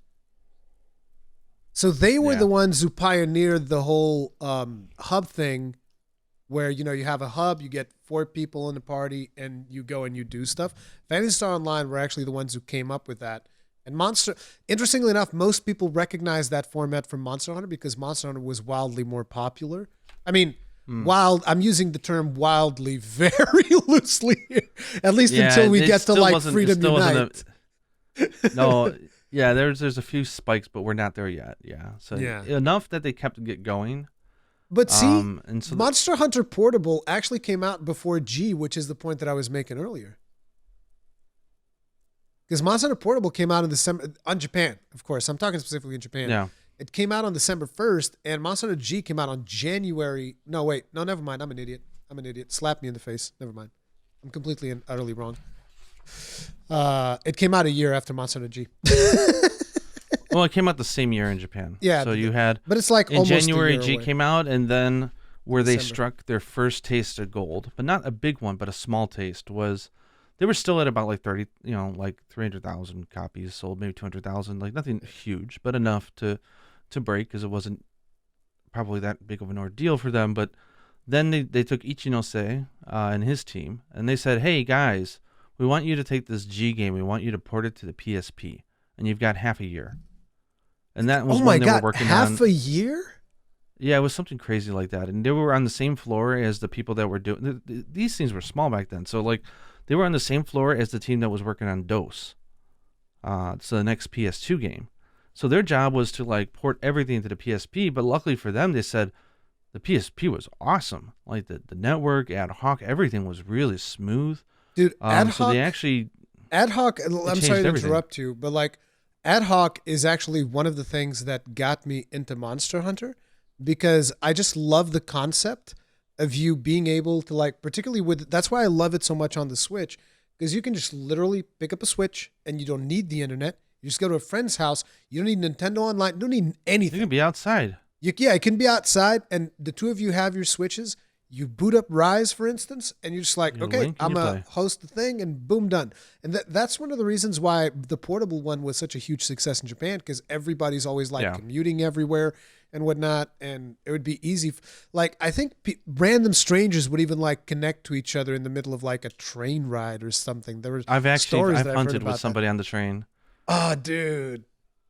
That sounds like So so cool. It's such a there's a it's such feature a in the cultural 3DS game thing. where you're able to call for help for people around you, and like physically, and so it was really funny. Or like waiting at event lines and hunting together was the thing, and it was But this is where it first tasted success. It wasn't, and this is fun fact. This is the only game that has G rank that didn't have G in the title, which would obviously be called Ultimate in the West. That's Yeah. how they rebranded it. But so it has G, but it's essentially Monster Hunter G on the PSP, and they called it Monster Hunter Portable. So this started what we call the Portable series, and what we have is the mainline series. That's the terms that they use. Now, when they say, is this a spin-off, Capcom technically considers Monster Hunter G a spin-off because it is a spin-off of the number title Monster Hunter. So the way they think about it is that if you are a main series game is both the Portable series and the number titles. Numbered titles are like the big ones from like one team, and then you've got the Portable series, right? The thing is, they can't call it the Portable series anymore because the series obviously would go, the main numbered titles would start going on portable machines as well. So having portable in the title didn't make any sense, and now they're getting rid of obviously numbers. So Monster Hunter, DOS or Tri or 4, they got rid of that starting World. They said, we're not going to use the naming conventions anymore. But there are some fun little facts here that I'll go into as we talk about DOS, which came out February in 2006. Yeah. So DOS was It was a very seems like different game, right? yeah. So from what I gather from everything that I've seen, read, and heard, like DOS really doubled down on the hunting game simulator aspect of it, where it was a really cultured, nuanced world with lots of restrictions, but also immersion because of it, right? Like that's like you can only hunt certain things during certain seasons or at night, and there's all sorts of little things there that really helped immerse players into the feeling of the world, which is, I think a product of its time, right? I kind of like we were saying before we started the podcast, I think we need to find whoever is like the biggest DOS specialist out there, and we need to bring him to the podcast so that we can dissect the crap out of Monster Hunter Yeah, but it DOS. feels like I shared, and I feel really bad about this because I shared a video by someone who made a hour-long video about why Monster Hunter DOS was different. And it's someone who went in great detail about what made. He said something like Monster Hunter DOS was the last true Monster Hunter game, but I he think meant it I've very. seen part of this video. And I really enjoyed the video because I thought it was interesting because I don't have experience with that game at all. And the thing is, like, he covered features about that game that I thought were fascinating, right? And it was a very different game back then, right? So it was like a very different formula. So when the problem is that people started taking that like as, okay, this is too long of a video, it's a bad critique. I was like, it's not meant to have an Academy Award. This is just a guy sharing, his passion about a genre that he saw change. And it's not to say that it's better or worse, it's just different. Like, it was a different concept back then. It wasn't as much an action game as it was a hunting game, right? And so, like, I found it fascinating, but then, like, yes, so many people piled on some negative comments, but I think that he said, I'm just tuning this out now. I can't do this. And he had a Oh, breakdown, damn. I think. And I think he still kept the video up, and he's like, I think I've seen part of that video recently. I don't know if I've seen all of it, but I definitely remember I some of the watched stuff all that of you're it. saying. I really liked it. And I mean, it's just weird. Like, someone puts out a whole, like, personal critique and opinion and look back at a game, and then people are like, hard disagree, blah, blah, blah, blah. I'm like, this is not a debate. The guy just made a video trying to share his feelings about an old game that many of us don't know. Like, can't we just be happy with that? I don't know. Maybe I'm just too positive for we the got to find that 2021. guy. We got to find that guy and see if he wants to come on the podcast. That's what we got. Talk about those versus Yeah. modern day monster. It'd be fun, actually. I That's think a that'd really be good fun. idea. Yeah, we got to find that guy. But yeah, DOS, I don't want to talk too much about because I didn't play it, but it seems Yeah. like they had a lot of interesting things. So that's when they decided to make the flashy weapons. So they said, hey, we had the sword and the shield, and the flashy version of it was the dual blades, right? Dual blades. And it was flashy, it was exciting, it was, as we say in Japanese, a doman. It's very romanticized and just Oh. explosively fun and nice. So that's when they introduced the longsword, the gun lance, and the hunting horn. It's Gun sort of like lance. the Okay, DOS is the best game. It introduced the gun Yes. lance. Unfortunately, it This is also the introduced the longsword, so it gets a they're couple they're of the points. knocked off. exciting cousins of the main weapons, the branches off, right? Yeah. They actually, I also have a note here that they didn't actually have the ice element until Monster Hunter DOS. It wasn't in the original game. So they introduced it because, interesting enough, Kushada Daora is the flagship monster for DOS. Which is funny because Kushada ended up being like, final boss of for Ultimate as well, which is funny. But yeah, Kushada was the flagship. It was an elder dragon. They introduced Poke Village was the thing. So like this is right on the verge of when Monster Hunter broke. Yeah, and it's Like this is it's in a way like whenever, because it's like obviously I don't know that much about DOS either, which really has me excited for us potentially just like getting someone who's like a DOS specialist in and talking about DOS, because I kind of feel like I would love to play a modern version of DOS, and by modern I don't mean like a more arcadey. No, I want like those simulation aspects that they had with Yeah. like the seasonal hunting and all of that stuff. But I think you also said something like it was ridiculously hard to get like gold, and you would have to, you'd have to grind it almost like a Korean MMO and stuff like that in order to like be able to get resources and whatnot. But like I think like a more modernized, maybe a little bit more friendly version of that with those Yeah. mechanics in, I think would be extremely interesting to check Yeah. out. But But yeah, I mean, I don't think anybody can deny the series started moving more towards action oriented in the last few iterations and less away from like the I'm in the world and I'm going to spend 10 hours a day here and just be part of this world and there's a community that breeds from that. So I think it was very important that it started this way. I think if it had started as an action game, it may not have had the cult following and the love support that allowed it to flourish. Because it's important to mention, even though these games were not like a home run, these games had a cult following. One could almost say like Soul Sacrifice, but but yeah. Then we get to Portable Second, which seems like I feel like Yeah, at this point so- they started going hard into Portable. Yeah, so once they went to Portable Second, So Portable Second was the first time Monster Hunter ever sold 1,000,000 copies. And that was Portable Second. That was February 22nd, 2007. This is where they added in the option to download, like they created the system of they background loaded. This sounds so like but this is 2007, guys, and this is on PSP. But they figured out how to do background loading of the next areas, so that when you moved from like area 1 to 2, the loading screen wasn't that long. It used to be long as hell. Oh. Like, I don't know if you ever played Monster Hunter Portable. No. But like moving from one area to the other, like it literally would have to load in the assets. But they figured out how to do background streaming of asset loading on the PlayStation Portable, so that when you moved areas, it was actually pretty fast. It wasn't like horrible. It didn't take 5 seconds of loading. So like you'd be in area stressful. 1 and it would be like background loading like the 2 connecting areas to area 1 Yeah. so that when you moved it'd be good. Yeah. So they had some really nice tech advancements on that game. This is the first time they introduced armor spheres and upgrading your armor, like the defense on it. It's the first time they added in like what was it, like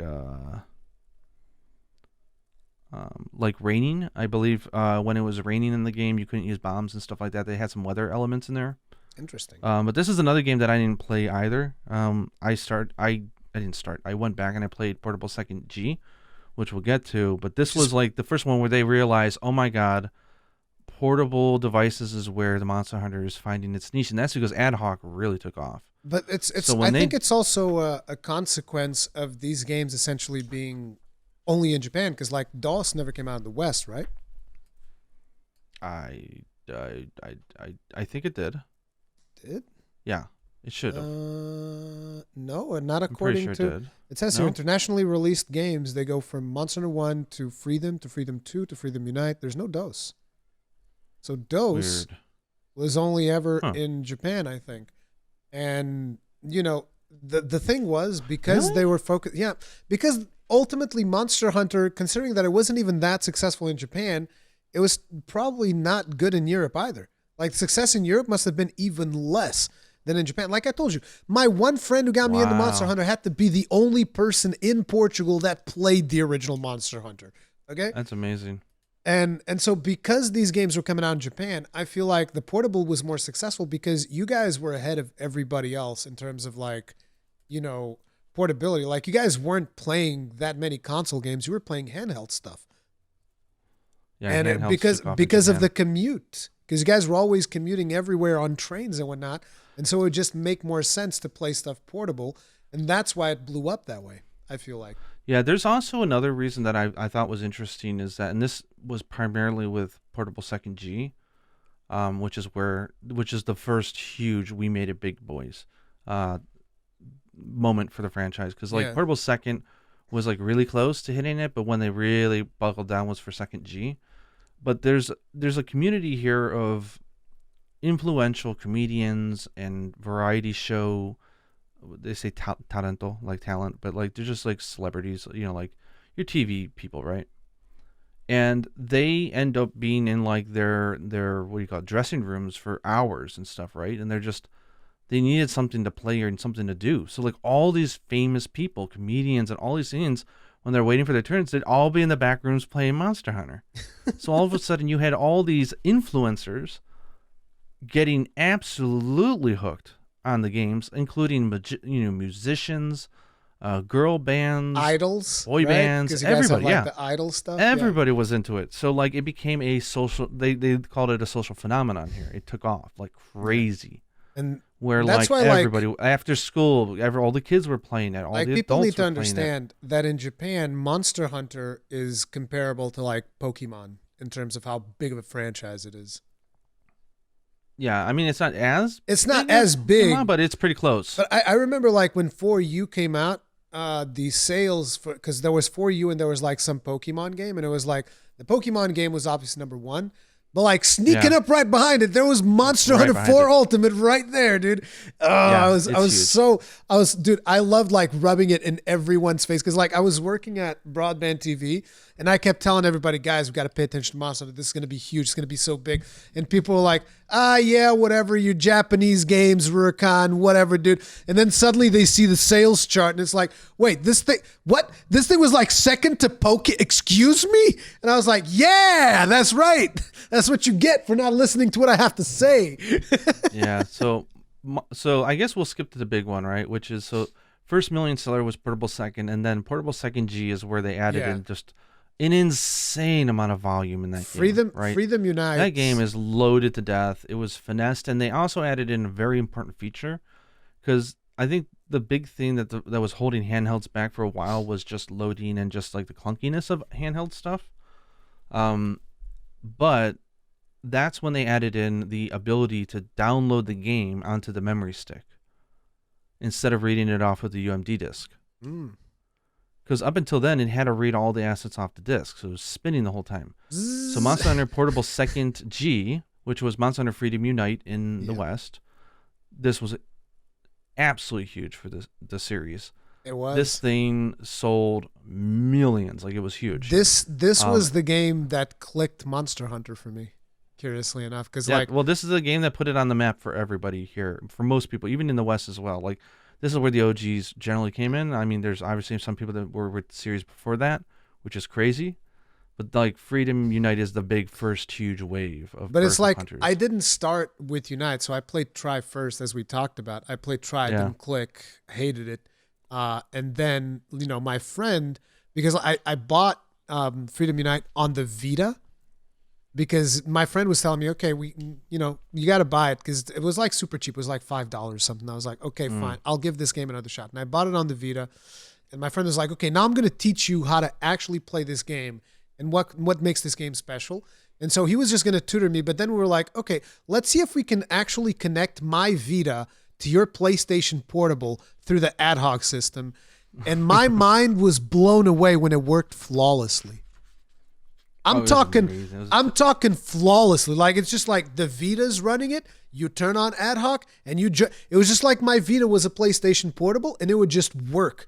Like, this is not like the Steve Jobs, it just works. It's like, this thing actually just worked, and it was friggin' amazing. Like, I was blown away. And then my friend actually explained to me, here's how things work. Here's the cool stuff about it.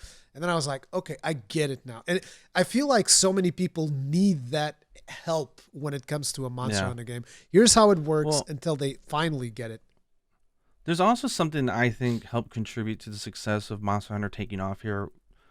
And this is just my own opinion, but like, one, obviously portable. I think at this point it became very clear, almost clear to them, because they still were bullish to try to put the next number title on a home console, which is just dumb, because Monster Hunter became a thing that people came together to play, and you don't do 4-screen split and play with friends together on TV in Japan. You just don't. No. So listen, like, portable was a huge point of it. Here's what me and my friends do, though. We would, before Corona, that is, we would like get together every weekend. Everybody takes their consoles over and we just do a console LAN party. We do that, dude. I don't care. It's so cool. That's you crazy. Yep.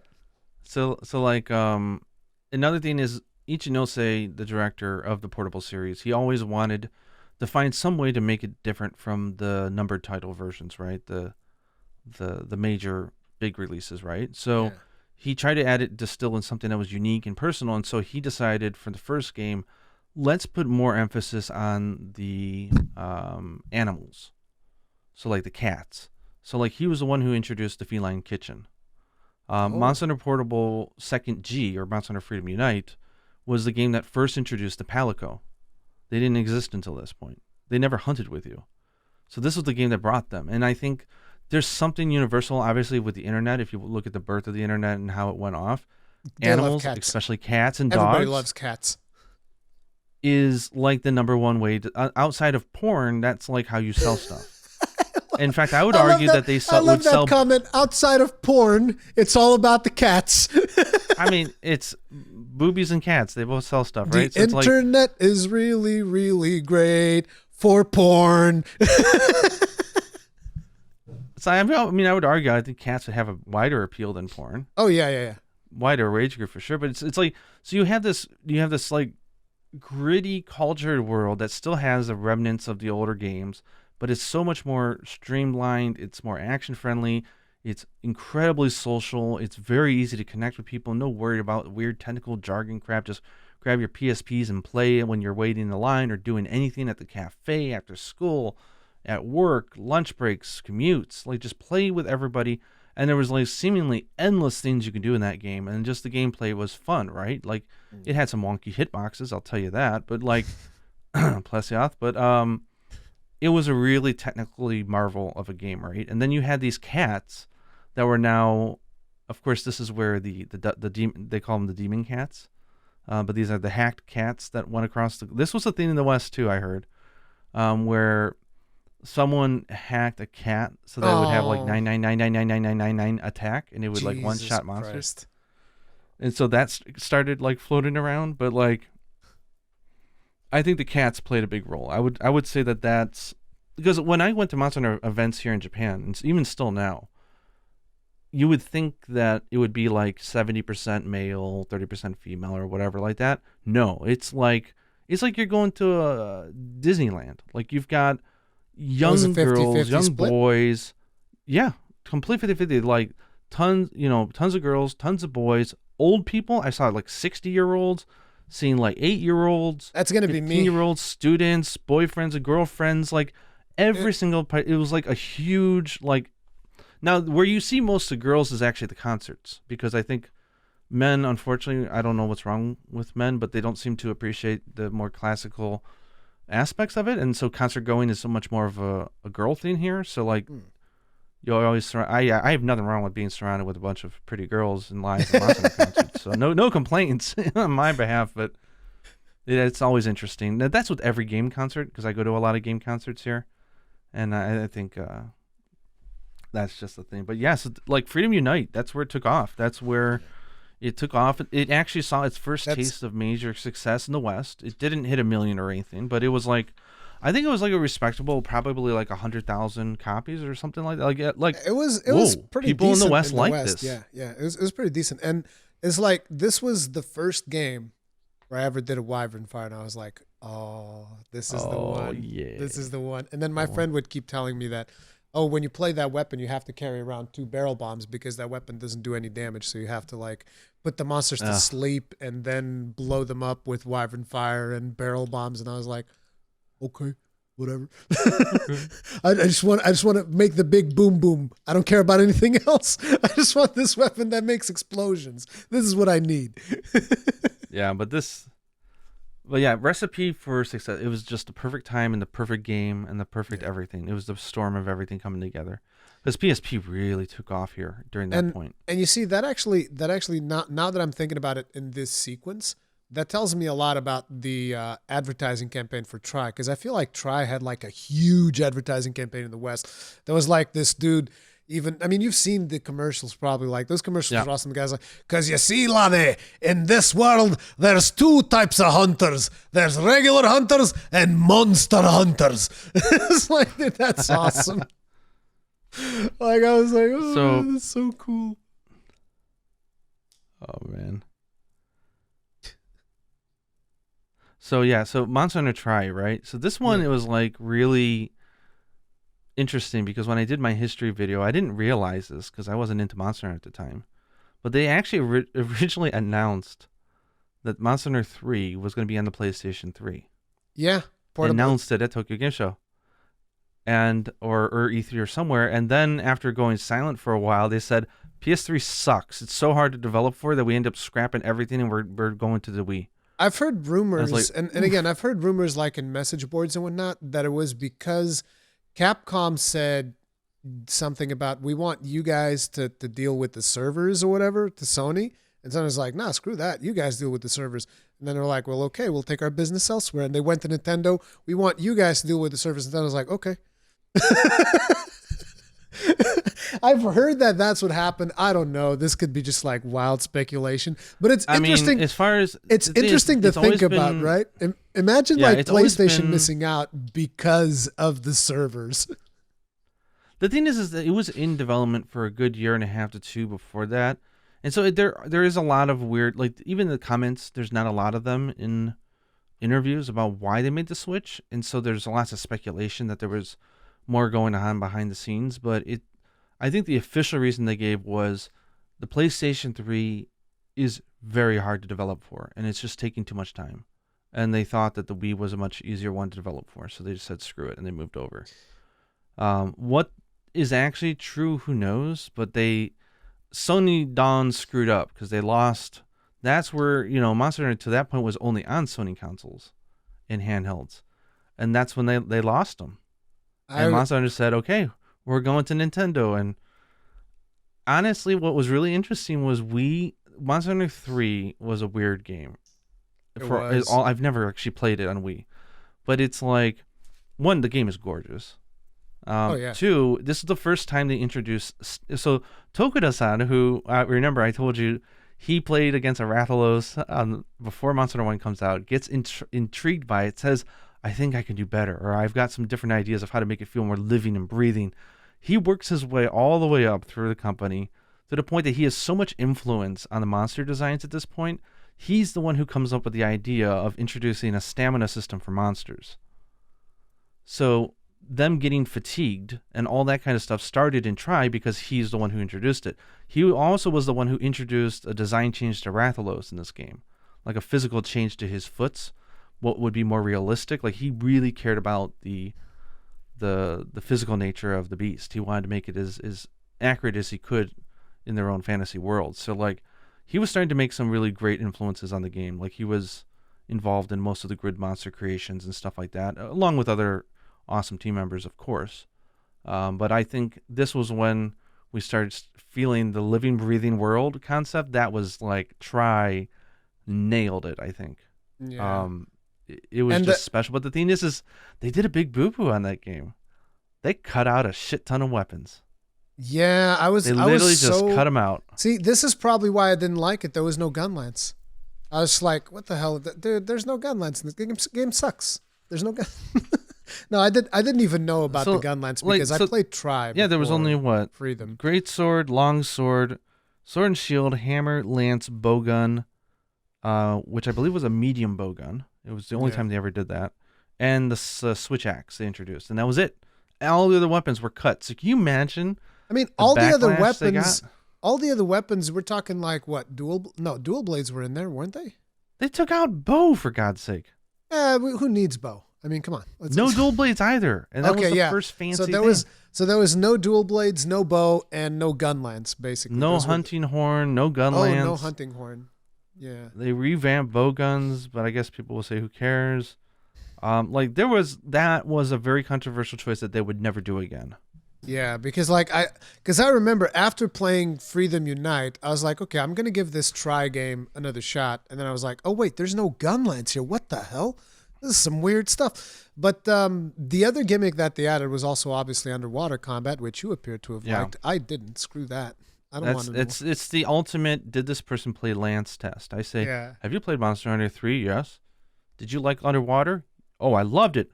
You played Lance, didn't you? Oh, dude, speaking of Lance. Because you got to remember, the Lance is so good underwater. You got to play the Lance in Elden Ring, dude. There's Lance in Elden Ring. Ooh. You got to play that. Anyway, I don't want, I'm sorry. I just got that derailed. Because people might, by the way, if people are wondering about Elden Ring, me and Gaijin will talk about it after he plays Elden Ring, win the test, whatever. But anyways, keep going. Monster Hunter Tri. Now, I was going to say, because the Lance was great because you have precision. You have forward attacks and you have upward diagonal attacks, and you have the ability to do a charge forward, which in the water means basically wire bug. You're able to just shoot forward at whatever you're aiming at. And because of the target camera, all you had to do was tap a button to target on Lagiacruz, hit a few buttons, and boom, you were chasing after it. You didn't have to worry about any of the controls at all. You had counters, nice. So if you ever found yourself, or if you got disoriented, you just put your shield up. Shields so up, it was breakers, really nice. But I didn't play Lance.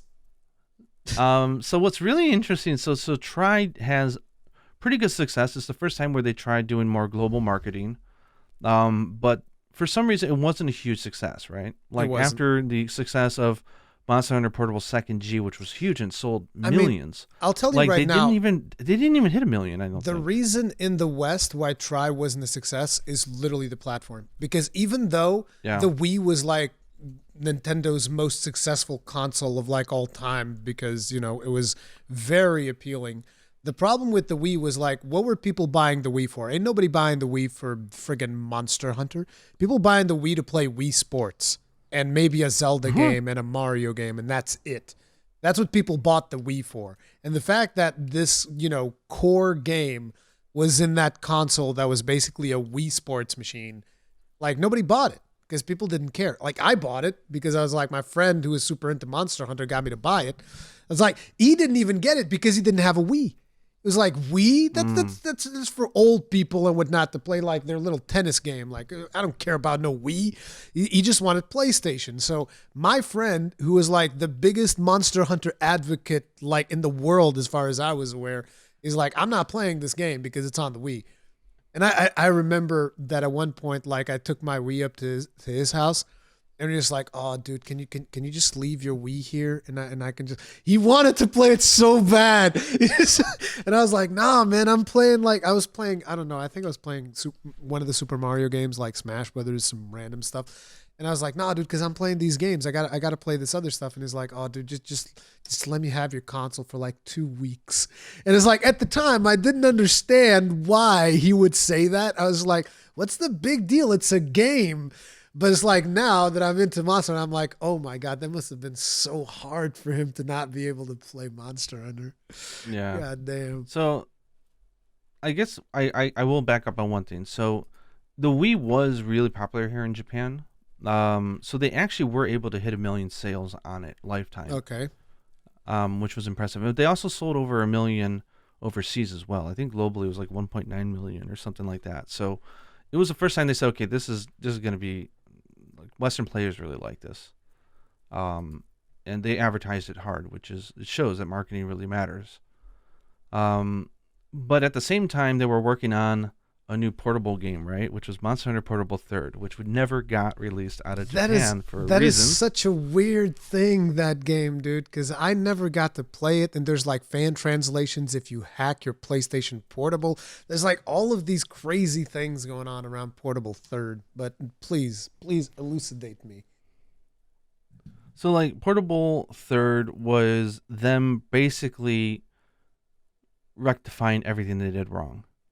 So not only did they have an incredibly awesome Asian, Japanese, Chinese, whatever you want to call it, aesthetic with Yukumo Village. It's very just Asian, I guess I would be maybe the word. It's not specifically only Japanese for the flavor, actually. It's more, I'd almost consider it a blend between Japanese and Chinese. But Yukumo was in the game. It was a brand new village, so it wasn't just a port off of the other games. But it ended up being, they took Monster Hunter Tri as the base. They used their own unique village, and it's like an original game, right? Like it's the first time the portable game was not just a port of the other game. It was like its own original game, and they brought back every single weapon. So all 11 that got cut out or whatever were brought back, or all 11 weapons that were in the series were back in the game. They introduced double palicos at this point. This was the time they did that. And they decided, you know what? They were actually planning on adding a new weapon again in this game, but they said, look, we have to bring back all the weapons that they cut out from Tri because that was a mistake. So they added them back in, and then they added in a bunch of new mechanics for a lot of the weapons to make up for it. And some of those mechanics are like the base of the weapons today. I had a video where I went into more detail on some of the stuff. Is this the first time that you got like demon mode on dual blades or something? Possibly. I can't remember the actual details off the top of my head, but like Monster Hunter Portable Third as an action game just set a new bar. Like it was, and this was at the absolute peak of PlayStation Portable. So it was in Japan only, and it sold 4.9 million copies here. Damn, imagine that's just like one region, like because that game never came out in the West.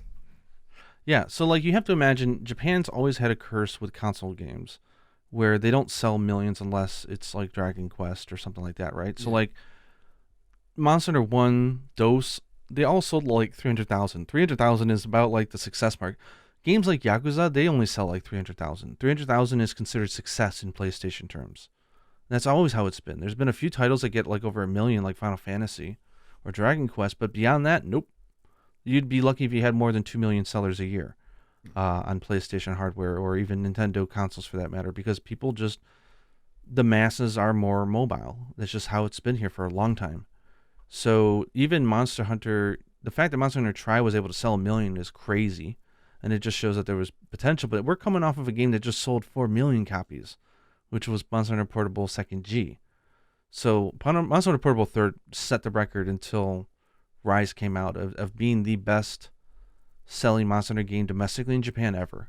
And interestingly like almost enough, 5 million. it's not here on the, because we're looking at the wiki, and in the wiki they don't, at least as far as I can tell, they don't show it. But there was, I remember because I looked this up back in the day, there was a PlayStation 3 version of this game, which was Monster Hunter Portable 3 HD. Yeah, and I was like, so they made because an I remember, because I wanted to buy it. Because actually 2010 was when I bought my PlayStation 3. Because I had to make a choice. I wanted to get a console. And I was like, I'm going to buy the PlayStation 3. And I remember looking this up because I was still curious about giving this a shot because I had my friend. And I'm like, oh, I'll be able to play with my friend if this thing comes out. And I was like, okay, so there is a Monster Hunter on the PlayStation 3. It's called Monster Hunter Portable 3rd HD. But it's only in Japan. What the hell? Yeah, so it's, I mean, just looking at sales, I'm just trying to give people an idea of the scope here. Like Monster Hunter Portable ended up selling 1 million copies in Japan. Monster Hunter Portable Second sold like 1.7 million. Portable Second G sold like 4.2 million. So like it just went, it was a huge boom. It just went shot off the roof. Portable Third was like 4.9 million, so that was like the thing. And the games, and what happened, what was funny is when they put it on the Portable Third HD version, you know how many copies it sold on the PlayStation 3? Oh no, I'm scared. About 400,000. It's the bar. It's the success. Over. It was successful. It was a success. They should have released in the West. It was over 300,000. It's just they've never been able to find huge success outside of that one experiment on Tri. It makes me so sad, dude. It makes me so sad. But what kills me is that Monster Hunter Portable Third was made, right? So we were hoping, and that game only had a high rank. It didn't have G rank because it was a brand new game. Although if you play it, you'd be like, oh my god, it's like identical to Monster Hunter 3 Ultimate. Like it's like the same maps, the same monsters, the same everything. Yeah, because a lot of the work that they did on that game was put into what was supposed to be a remake of Monster Hunter 3 for the 3DS, but they ended up making so much new content, that team, that they ended up realizing they had a new game on their hands. Like, how does that happen, right? They actually had a logo apparently for Monster Hunter Tri Portable whatever. It was like a weird title. They were going to release it, and it was only like half a year before release. They said, no, let's make this its own game. That's how much new content they made, and they just didn't realize it over a year and a half of just messing around with stuff. So they poured in all their ideas, and they decided to say, okay, we're going to make Monster Hunter Tri G. And that came out the next December, which screwed up the release cadence of everything. So because of that, Monster Hunter Portable 3rd never got a G release. It only stopped at high rank. And all the good ideas that they had were all thrown into 3G. And that's when the mainline series that decided to say, okay, well, now we're going to portable machines too. So they had to drop the title. It's an interesting thing to me, which is like, if you think about some of the some of the way that some publishers operate, which is like they'll find something that works and then they'll just stick with it. Like you look, for instance, at EA, right? They're like, oh man, this FIFA Ultimate Team thing is great. Look at how much money we're making. So they just like basically pump out a new game every friggin' year, and it's a disgusting money-making machine, and that has absolutely no creative vision whatsoever behind it, and it's terrible. But Capcom, despite the fact that they could tell by the numbers that you're telling me, the Monster Hunter team specifically, they could tell like, okay, the success of this series is clearly in the portable. The portable is the success of this series. But still, for 3G, they were like, but let's put it on the Wii U as well. One of the worst consoles ever released. Let's put it on there. Screw it, whatever. And let's make it crossplay with the 3DS because that's going to be easy, I'm sure. I'm sure that'll work out great. It was awesome. I'll tell you it was. Because Monster Hunter 3G was when I started with you as well, like 3 Ultimate, right? Yeah, no, I started with Try. Well, you were before and that. Then I started with Try, and that didn't work out for me. And then I went to Freedom Unite, and that worked out for me. And then I jumped into 3 Ultimate. And the cool thing was that with 3 Ultimate, I actually had a friend who played with me, which was Hengist. Oh, nice. And it was like because we worked together at Broadband TV, so we'd do all our work. He was basically my boss. So we'd do all our work and whatever, we'd do all our videos. And then when we were done, by like close to the end of the week, like Friday night and stuff like that, we'd both just get together and just play Monster Hunter for fun. Like we would just get together and play it for fun. We wouldn't even like make content around it or anything. It was like, let's just play it for fun, whatever. And we just like, boom, let's go. I remember the first armor sets that we both made matching armor sets. This was so dumb because we had no idea what we were doing.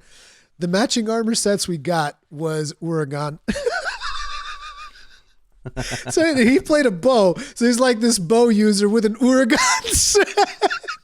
Okay, God. And well, I'm a Gunlance user with the Uragans, so we're both just using Uragan sets because we're taking too much damage. We need a better armor set. Yeah, let's both just hunt this monster into oblivion and make an Uragan set. Oh, that's funny. But yeah, but guess how many copies it sold on Wii U? I'm scared, dude. How many?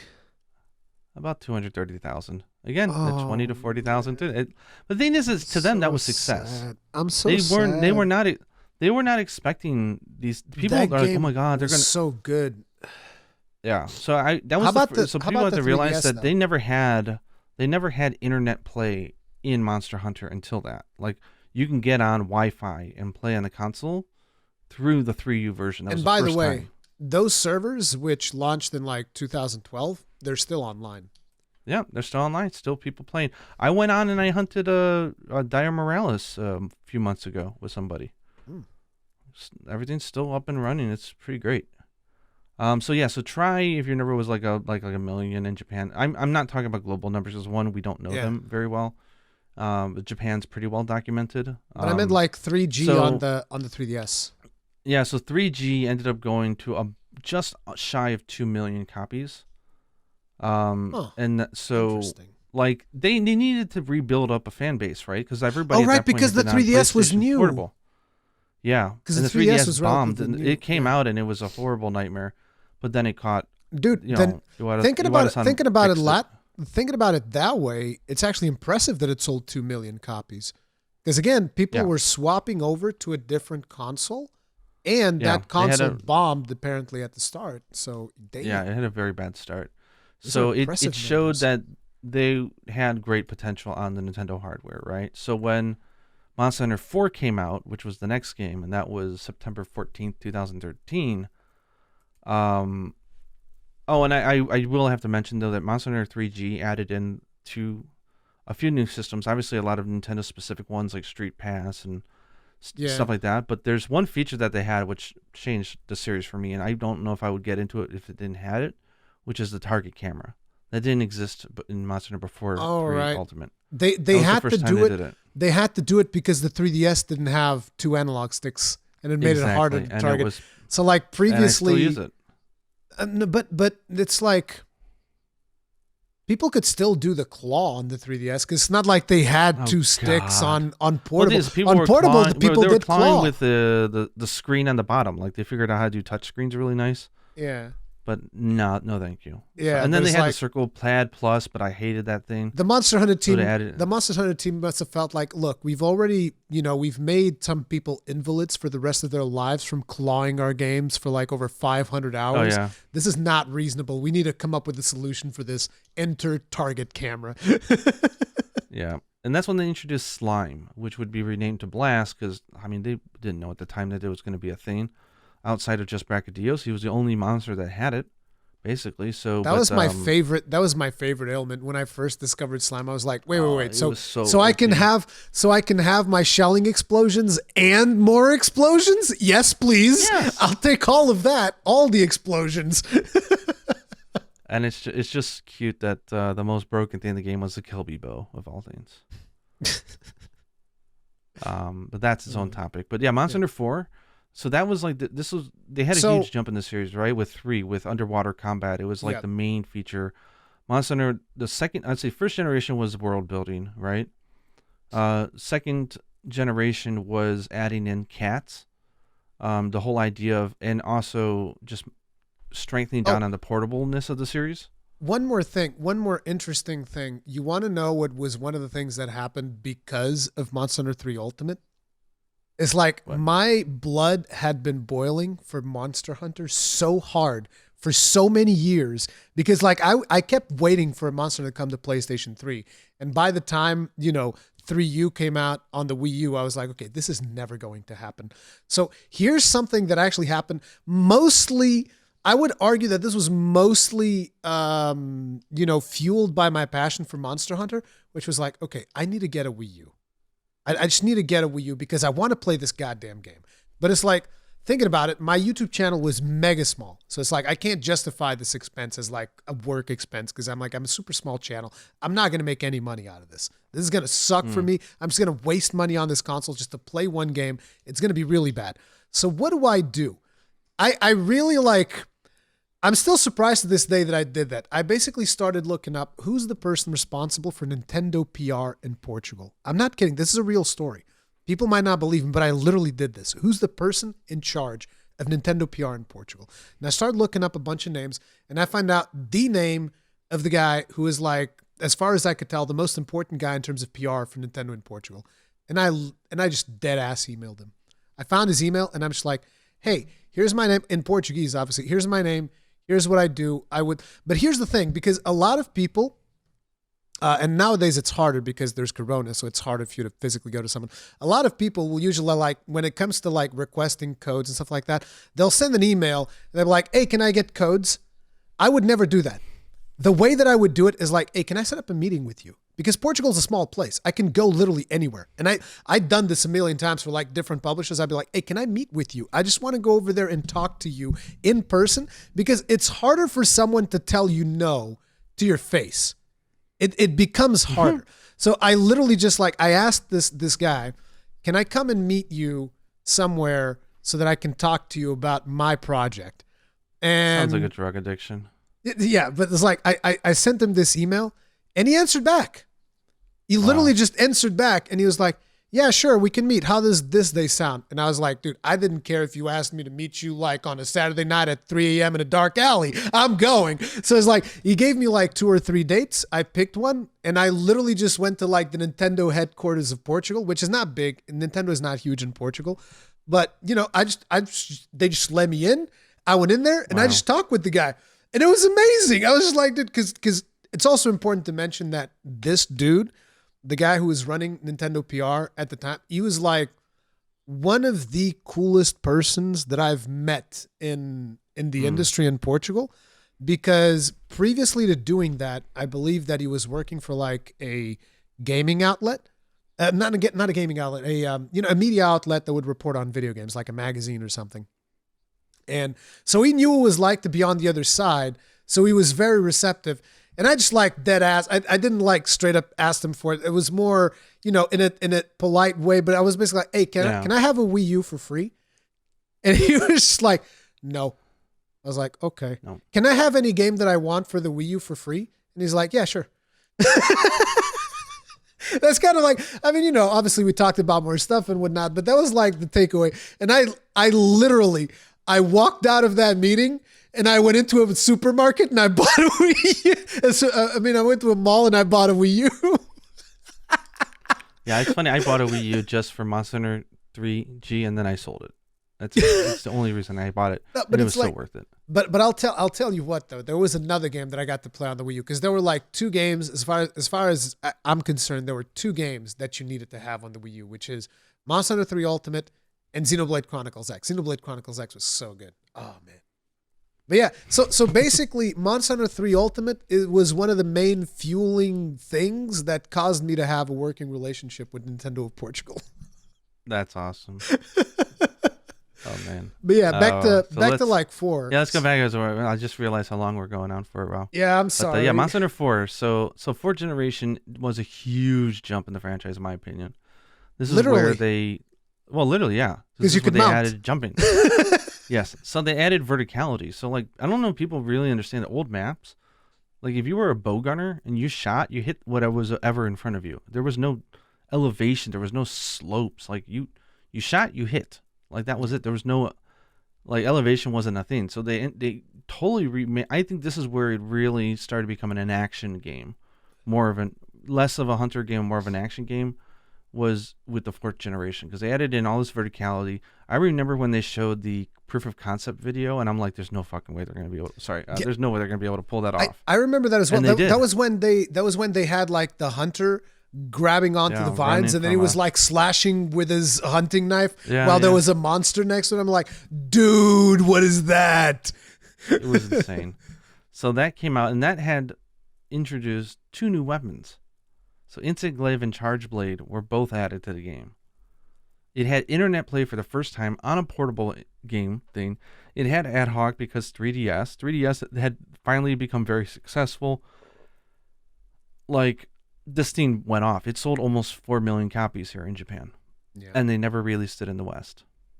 And it's like, I remember because then I started like poking and prodding at my Nintendo dudes. I'm just like, guys, when's this coming to the Wii U? And they're like, yeah, we don't know, we don't have anything to say. And then 4G came out, and they were, I think they were doing something saying, okay, so this one is coming, but it's not coming to the Wii U. And I was just like, what? And I was like, fine, I'll buy a 3DS, fine, because this was around the time that like the new 3DS came out. And this was the weirdest thing because like I wanted to get a new 3DS, but it was like delayed or something. But there was an ambassador program, so a couple of people were picked to be ambassadors so that they could have the privilege of buying a new 3DS. And I'm emailing my Nintendo guys, can I? Is there a way that like I just want to buy one of these? Can I buy? And this was the weirdest thing because like they were so in touch with the Portuguese community that they knew the people who had gotten like selected to be ambassadors. So they knew of those people who was going to buy it and who wasn't. So they put me in touch with somebody else, and I paid them so that they would buy the thing and send me the console. Dude, it was wild. Thinking back at it, it was so wild how I got my friggin' 3DS. You got crazy stories. I will add that Monster Hunter 4, the fourth generation, was the very first time we ever saw anything quote unquote endgame. They never had a loop before. Like you just continued playing because you enjoyed playing.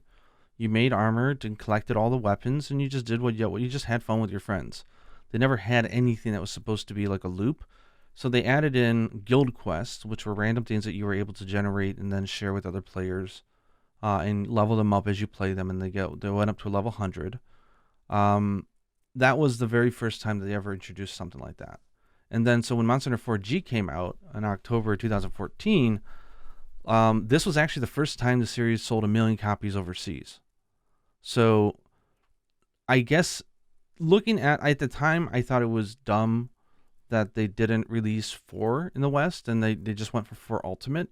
But in hindsight, after seeing how people react to, you're going to make me buy the same game twice? Because that's how it was. We didn't have DLC back then.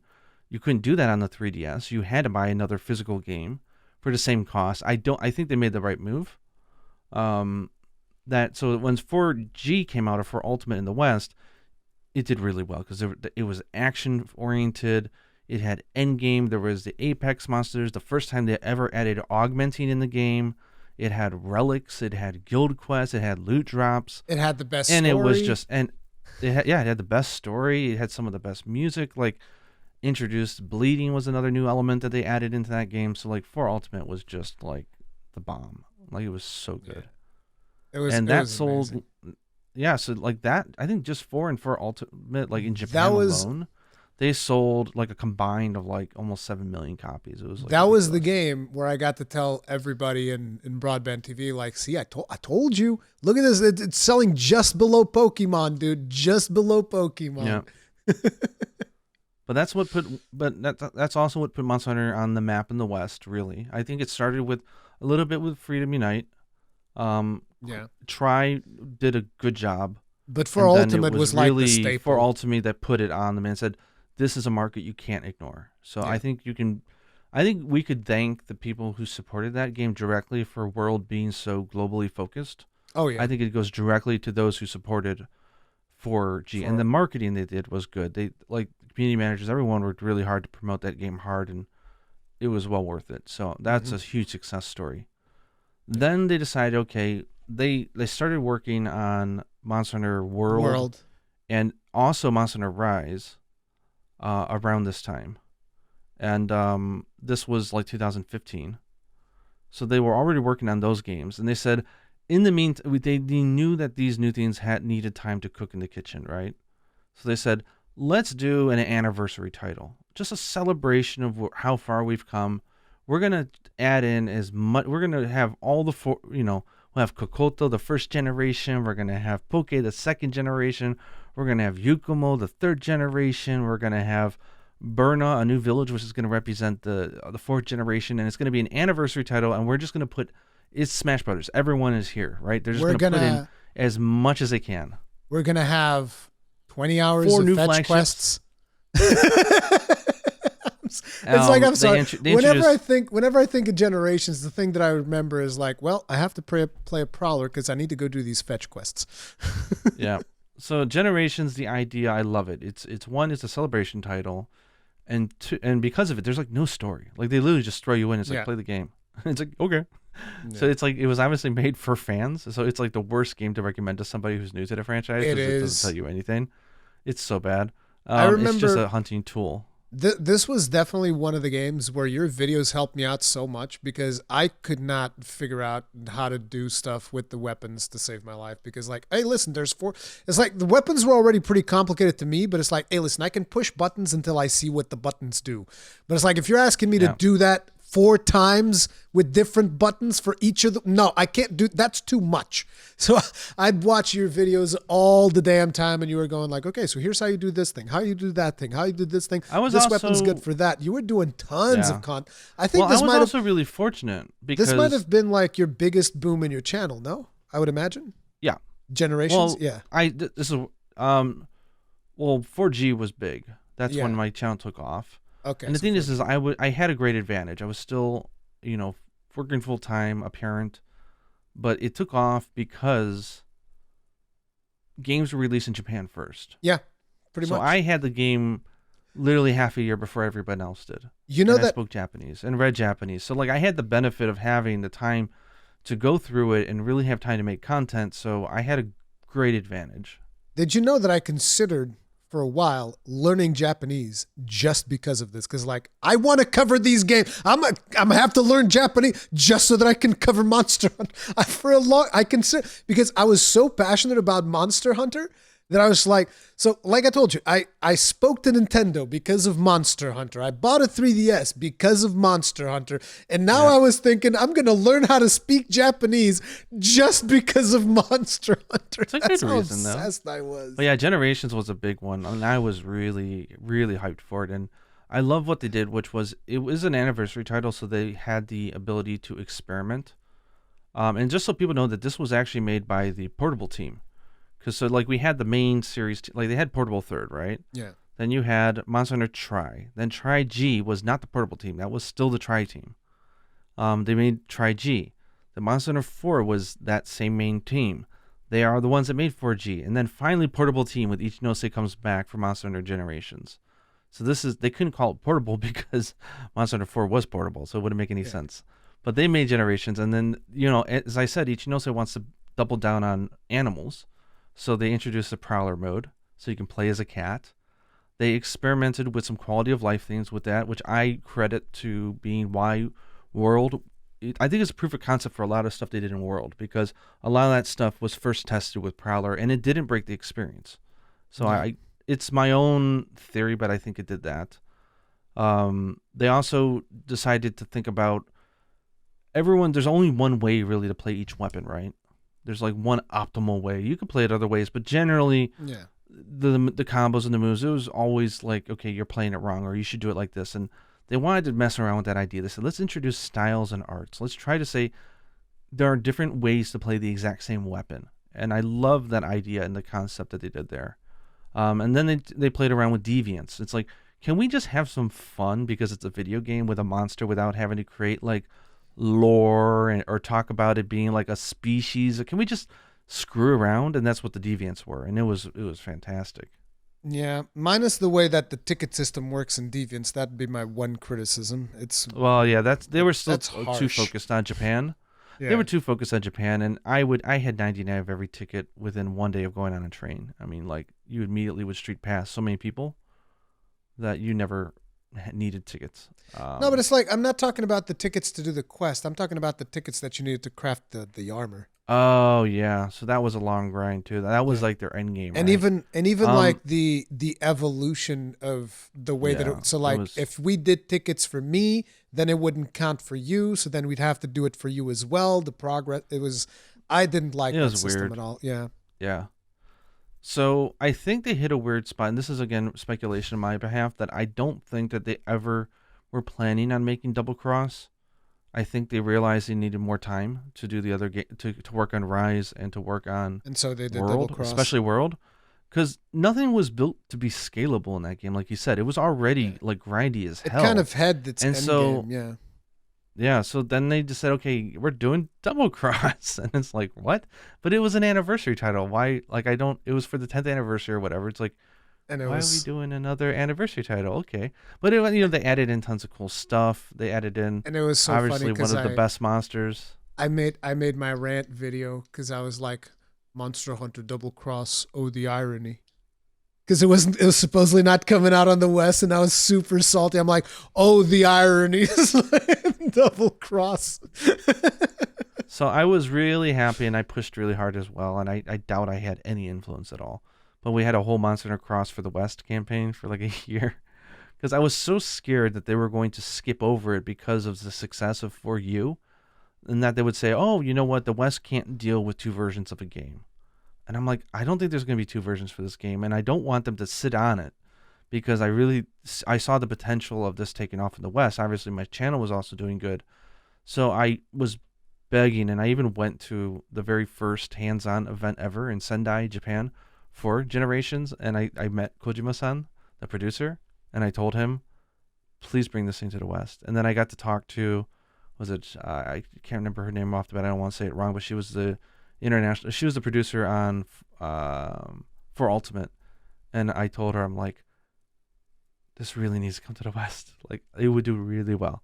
Like, don't wait, just get it out. And so it was a fun thing. And they released in the West, which ended up being a really good decision because the timing got so bad on their slate management for Double Cross, which was Generations Ultimate, that they didn't release it initially in the West. And they never released it on the 3DS. They only released it on the Switch after the fact. So that was kind of a controversial thing.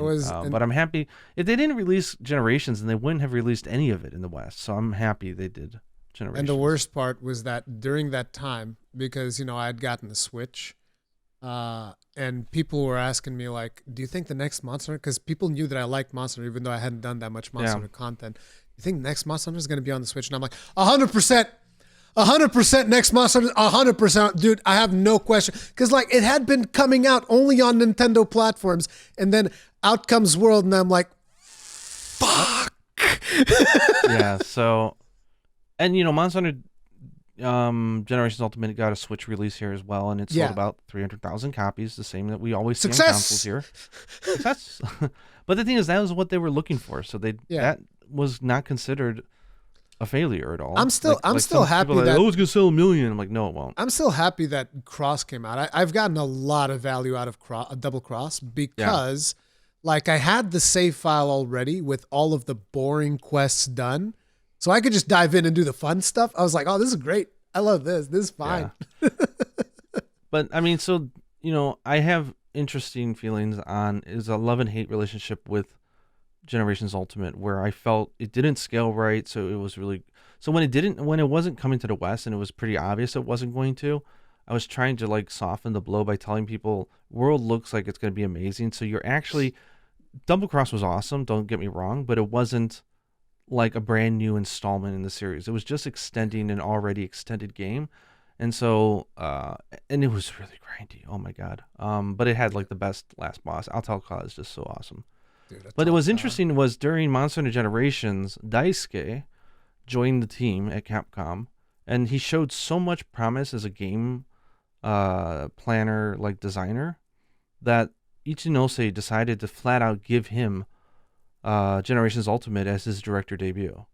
And said, you directed. Brand new. They wanted to rate as a new director, new young guy, get him in there. And so he directed that. And I wouldn't want to be him going in and trying to direct a game that was not meant to scale up and do it in such a short period of time. But then World came out, obviously, and changed the world. Yeah. So 2017, January 26, 2018. Yeah, but it's like June. I think it was around June 2017 was when they showed it on E3, and people were just like, what the fuck? Oh my God. So this is why we call Generations and Generations Ultimate 4th generation, because they are technically Monster Hunter Portable 4th. They just don't use the word portable in the names because it doesn't make sense. And so that they're an extension of the 4th generation, then the 5th generation. So small fact here for those of you who don't know, but in the logos for the games, if it is a numbered title, not the expansion or whatever, like the G or whatever, but the actual numbered title, they have a dragon head in the logo. And there's one for every to denote the generation. So there is one dragon, which is Rathian, on top of the first Monster Hunter. There are 2 dragon heads on the DOS logo, 3 on Tri, 4 on Monster Hunter 4, and there are 5 on Monster Hunter World's logo. And they also hit you over the head with tons of 50 years ago, 5 of these, a 5th fleet, a 5th this, and they went all great. It's the 5th generation. And they're all canon, if you want to put it that way. They're all mainline games, right? Where stories would be a true non-mainline game. I guess so, yeah, World came out, obviously overhauled the series insanely, made it super high-end, more online-focused, more community-focused, more modern, more interactive, living, breathing world, environments, huge multiplayer focus. World's gimmick is kind of like, for starters, it's the world itself, which is like, you know, it's the most detailed that the maps have ever been. And it's obviously, their return to the home console. And at the same time, it is also them kind of like dipping the toes into the live service pool a little bit without actually being a live service, but experimenting with the concept of constantly delivering DLC at a steady pace and trying to keep the community engaged with events over time and so on and so forth. Kind of feel like that's what they were trying to do with that. Yeah, it's kind of crazy. And it did really, it was a console game, but it still ended up pulling 3.4 million in Japan, which had never been done. So there was huge, it was loved here. Isn't it like 17 million total or whatever by now? Yeah. Well, no, it's 17 million for overseas. So it's over 20 million it broke. It's their best selling game ever. It's 17 million just overseas. Yeah. Damn, I haven't checked those numbers in a while. Yeah, they broke 20 million recently. So congratulations on World. This has very well earned. And then Iceborne obviously was the follow-up, and the first time they were able to do a DLC expansion. So you didn't have to buy a full-price game. If you already owned it, you can get a cheaper way to upgrade to it, which was great. Yeah. Which is how we always wanted it. And what's interesting is it's about the same. About half the people who bought the original game bought the expansion. So it was like 1.6 million here and about 8 million in the overseas, I think, who bought Iceborne. So Iceborne was also successful, and that was also directed by Daisuke again. And World, I have to mention, was the director debut of Tokuda-san, the guy who had joined after playing the first game, getting in there. So he is now probably considered like the god over at Capcom. Like he's probably can do anything he wants. So I have no doubt in my mind that he's probably the director of Monster Hunter 6. There's no way he's not. Whatever that. There's no way in hell he's not. Which this is what some of you guys are calling Monster Hunter World 2. And we refer to it as Monster Hunter 6. 6, yeah. It's the 6th generation. So it brings in, and then, and then we have Monster Hunter Portable 5th, which is Monster Hunter Rise, Monster Hunter which Rise. is Ichinose team again.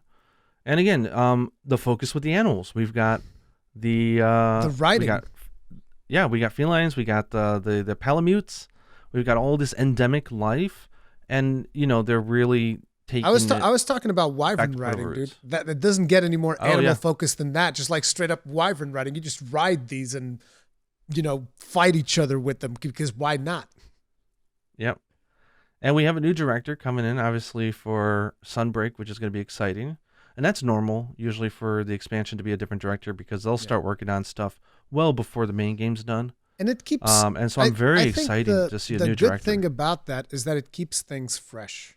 You're always like, okay, this feels reasonably different than what I've played before, Yeah, and this is a seasoned director. Me and Yuna hunted. We talked about this on the podcast last time, but he's been a game designer on Monster Hunter 4 Ultimate, on World, and all these games. So like he's finally getting his chance to step up and make a name for himself. So I'm excited to see what he does.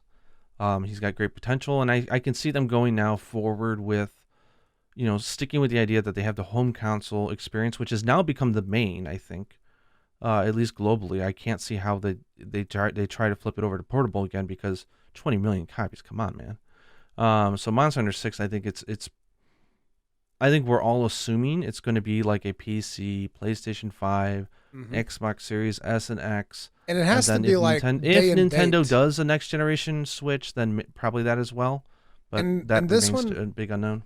This one has to be day and date. Like, it's not going to be the situation where you have, because they've announced that they're focusing more on PC stuff and whatnot. They don't want PC and Sunbreak is also going to be day and date. Yeah, Sunbreak is also day and date.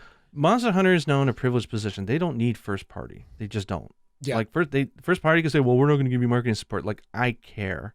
Yeah. Like, they're going to sell tons. Like all they have to do is just go like, well, I guess we have to go talk to our our fans over that create content on YouTube, and we're just gonna bypass you guys. It is what it is, because it's like, we don't need to be honest, like most content creators nowadays, they have they're more trustworthy than even like first party.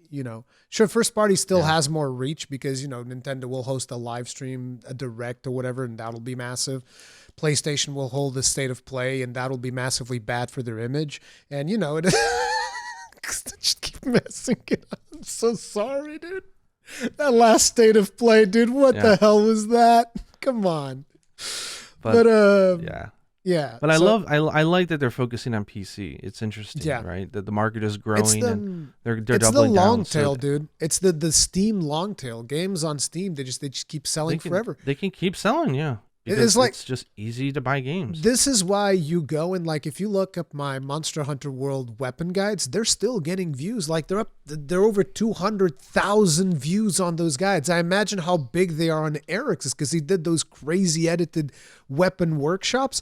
That stuff's got to be like, if not 500,000, they have to be close to like 1 million views each. It's insane, because people are constantly looking it up. So, yeah. So this brings us to the future. Where do you think we're going? I mean, Sunbreak, obviously, we're going to the hometown of your favorite girl. Yeah, we're gonna go to Rondine's hometown. Hometown, which is gonna be fun.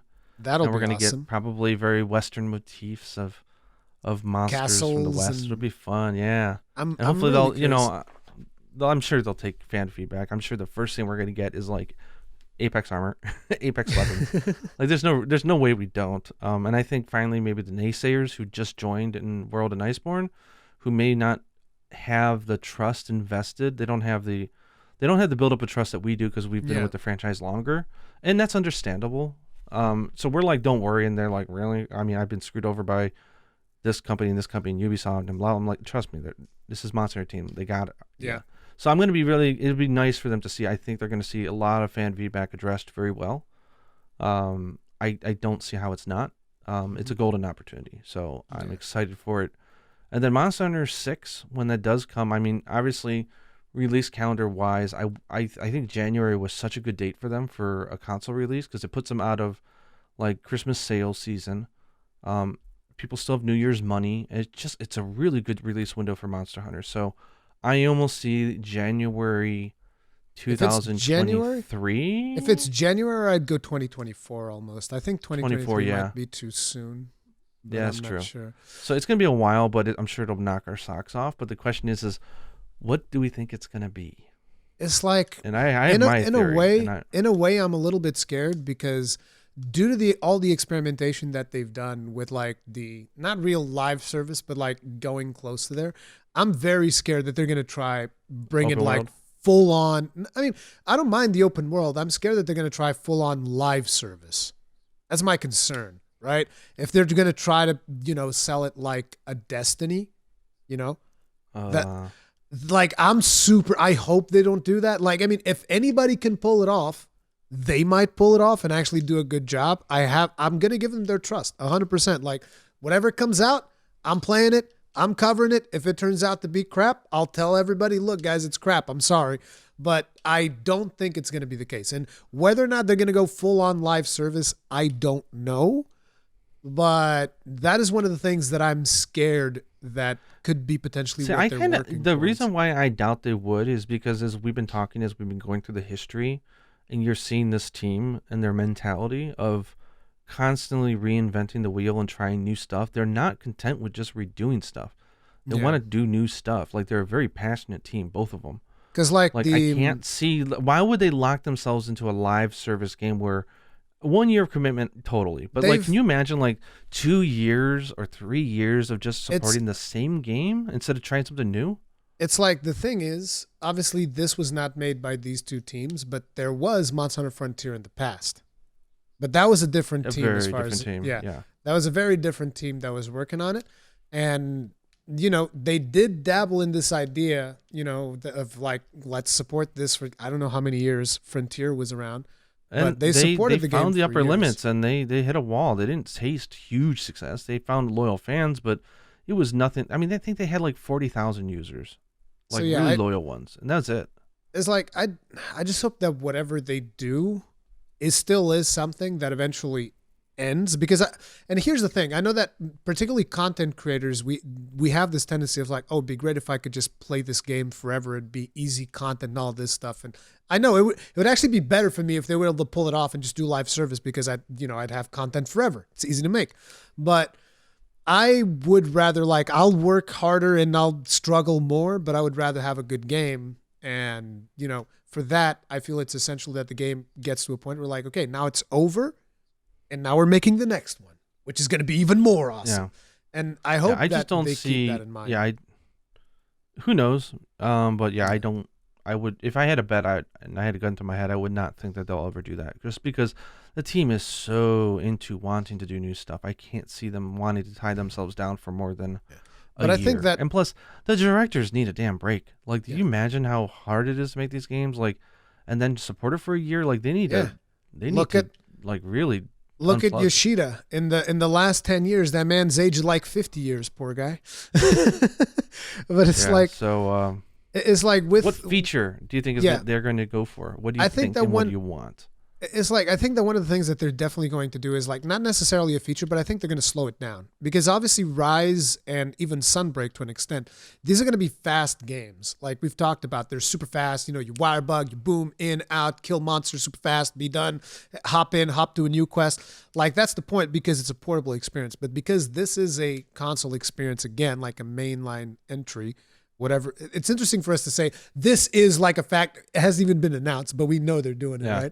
But it's like, of course. I think they're going to slow it down a little bit because, you're not going to want like this super fast experience again because now you're going to want, a little bit longer session times for people to play around. So I just think that in terms of speed, it's going to slow down a little bit. And I can't even imagine what the new thing is going to be though. What I would like is, I can't even think about what I would like. That's the thing. It's I just want more Monster Hunter. Galaxies going to space. We're going to space and fighting alien monsters. No, I don't want that. I'm joking. It's like what I would like. Actually, what I would like is like a story that goes into the dark side of the guild. I'd like that, but I don't think they're gonna do that. I still have a question mark over my head about how open world they might attempt to make things because they made such good progress with making a live living world. I know that Tokuda-san is obsessed with making things realistic in the universe and world building and the realism of being in that world and the immersion of it. Mm-hmm. And so like having an actual being able to walk from or go from the a forest to the sand dunes that are connected to it would be pretty darn cool. Yeah. But with the the order and go on a quest and come back type of routine, I don't know how that works. I'm not experienced enough in that game design. I wouldn't know, but I am hoping and I'm betting that they're going to figure out underwater. They'll be the first game to crack it.